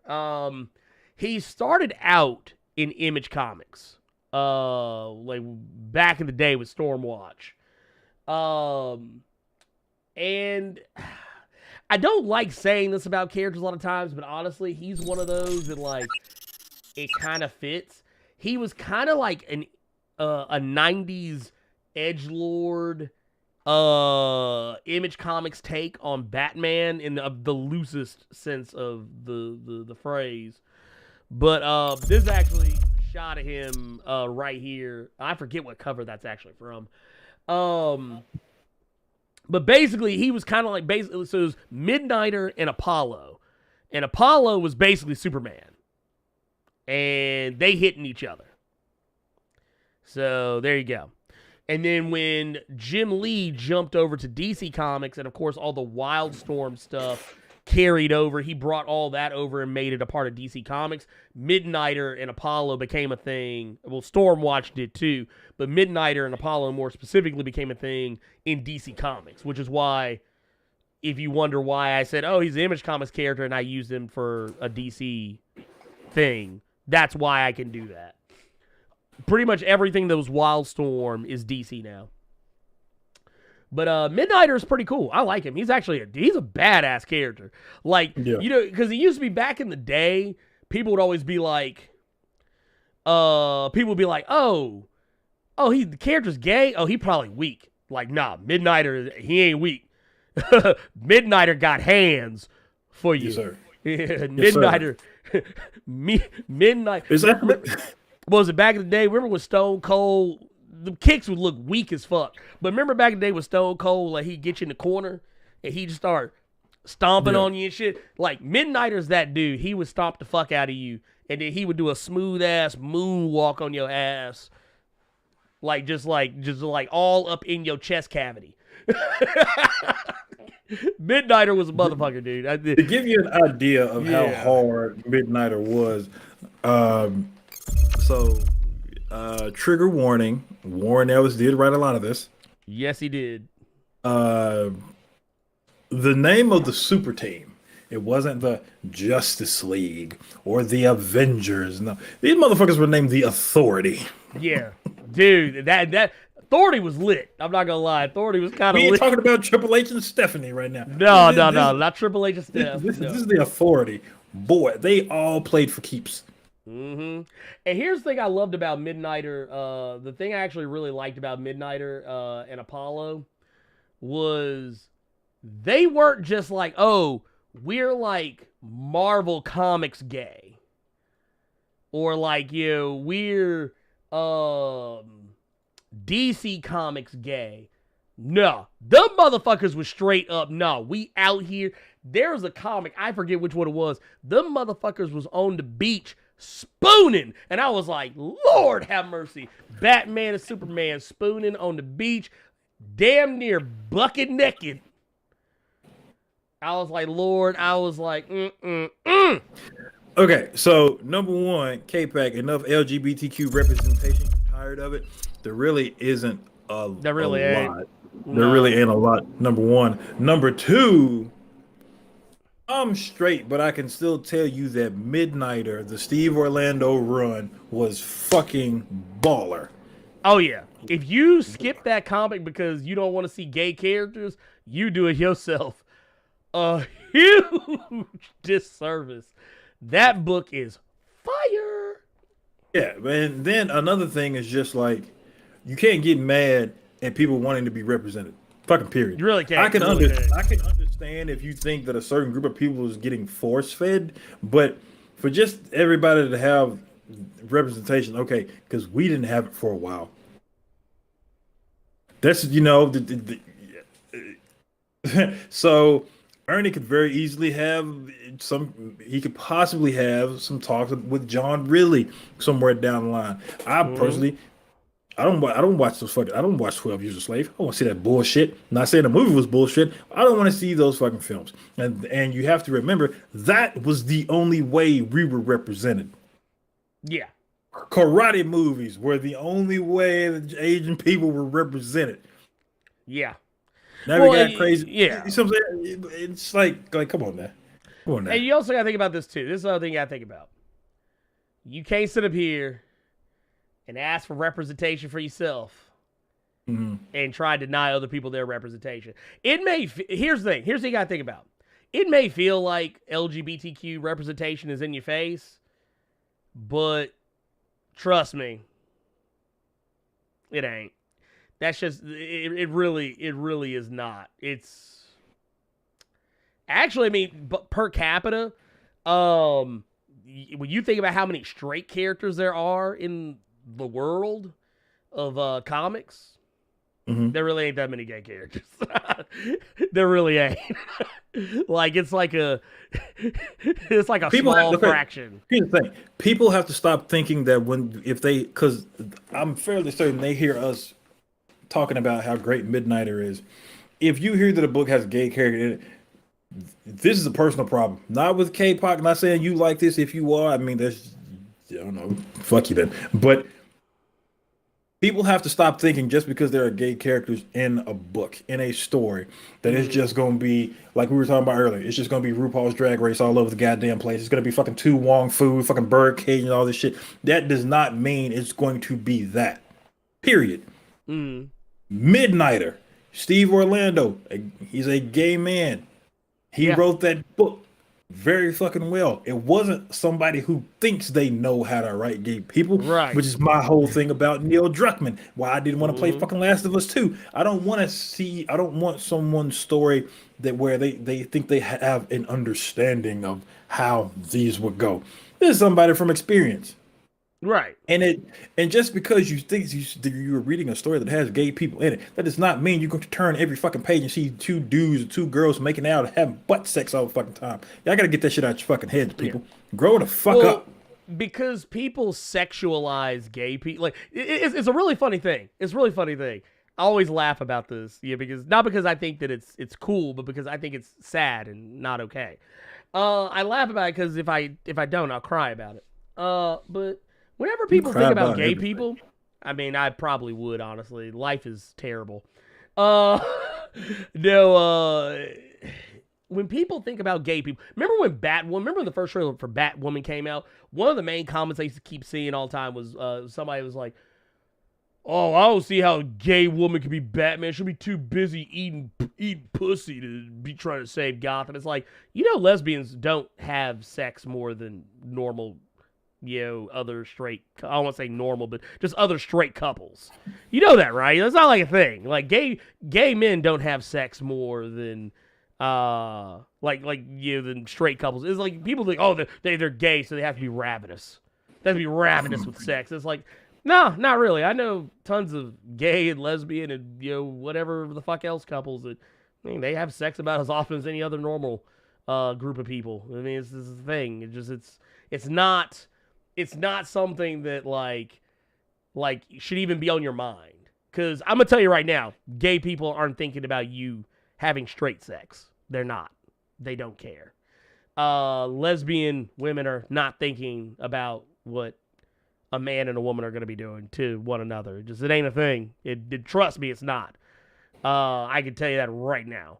And coming from a guy who, once again, I am literally the bog standard cisgender male, straight, whatever, all of that stuff. I'm literally the most boring type of human being that you could possibly categorize, and I have no problem reading comics about gay people. I don't care. Now, let me say again, we're talking about the people that just have an issue with that. If you have an issue with the shit being force-fed to you and not being genuine, I completely understand that shit.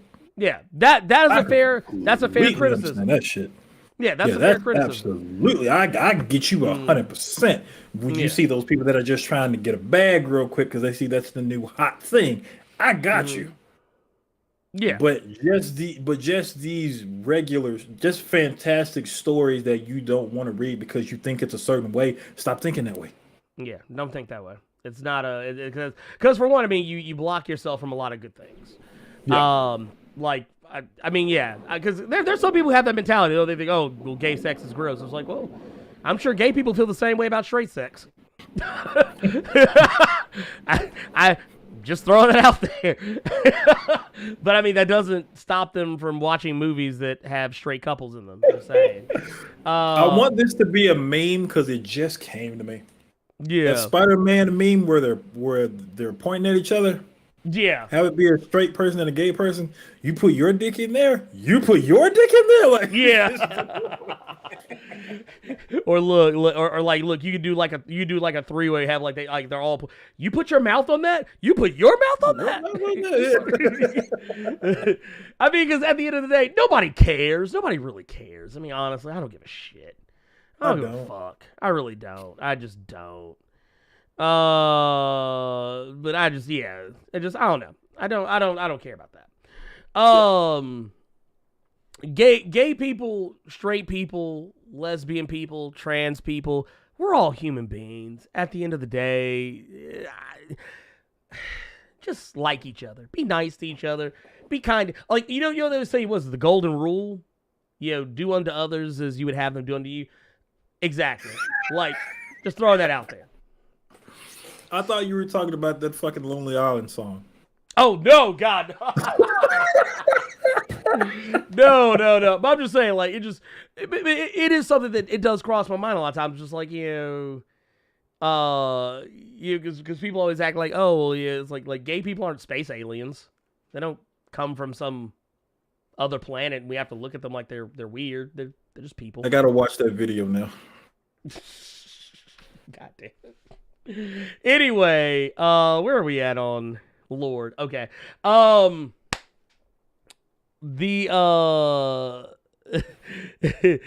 thing I'm losing my fucking train of thought. Monumental Comics with $5 super chat says Carter looking like Mr. Clean, throwing hands like Linux. I need y'all to go in on Brother Voodoo. We might actually did I release my I think Brother Voodoo's in there somewhere. I think Brother Voodoo is one of the things that got unlocked for St. Jude Play Live, so we'll definitely be talking about that before too long. Let's see here. Wait, how will Al Ewing connect Cable Reloaded to Sword as it takes place about 2 months after the Jerry Duggan series? That I have no idea. Because it makes me wonder if Cable will remain on Sword. Because Cable, young Cable, rather, is the head of security. He's basically the Worf. He's Worf on Deep Space Nine. That's basically what he is. He's Worf. Whether or not that maintains post the Cable series, I don't know. I would like to see it continue. I mean, I would like to see how Old Man Cable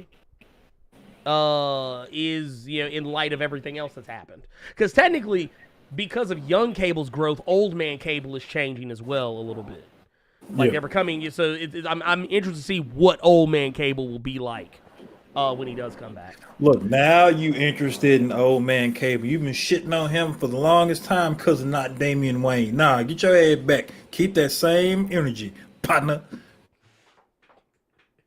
Well, no, look, I'm willing to give old, like, here's the thing. Cable, man, when I was coming up reading comics, Cable was literally the epitome of everything that was like weird and crazy about the 90s. He was a big guy with tons of, what they call them, like bandoliers or whatever the fuck it's called, where you got like all the bullets all over you. He had pouches on top of pouches, had huge arms, guns more ridiculous than anything you could ever fucking imagine.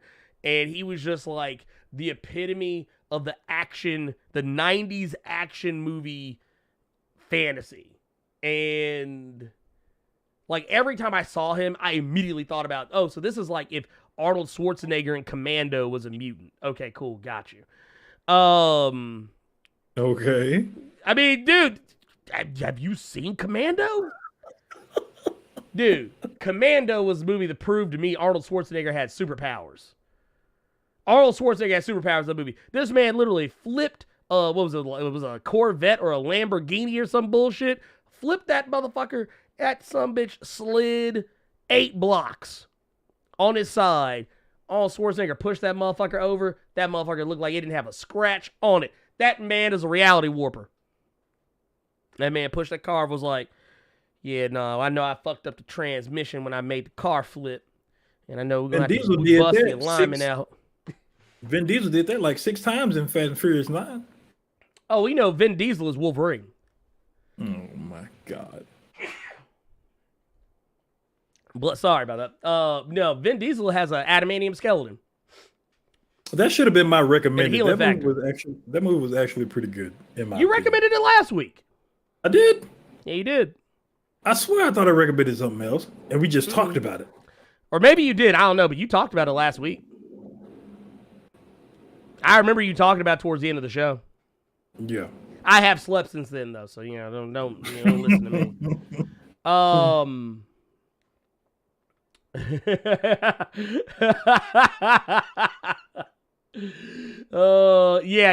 Blerd.radio, you are correct. It was back when they were trying to make every hero look like Arnold. Back in the day. That's very much true.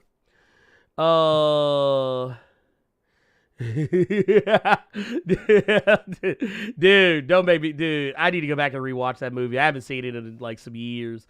LJ Brown as a Carter with Bishop from Juice, so you blur with that partner line. Hey, I'm just saying. I just want to point out, do you remember how many bullets Bishop had in that gun? Because that motherfucker was shooting a lot and didn't reload. I'm just saying.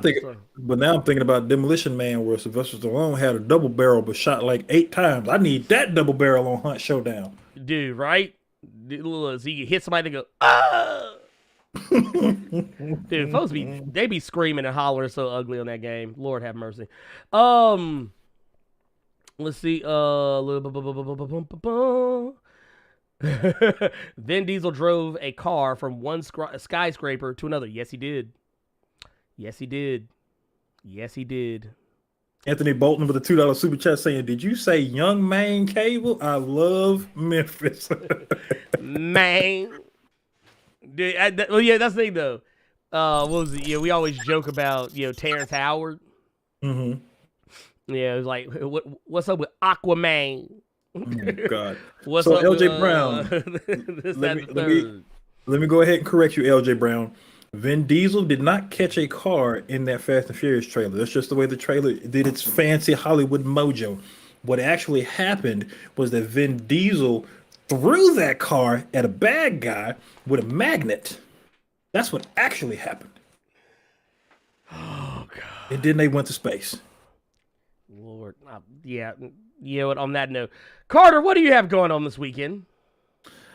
I'm contemplating bringing back something I used to do on Twitch, but I'm thinking about doing it on YouTube since so many of you all have told me it'd be better for me to bring back the YouTube channel. I would do Dead by Daylight power hours where I would play Dead by Daylight for an hour because that's all my patience could actually fucking stomach.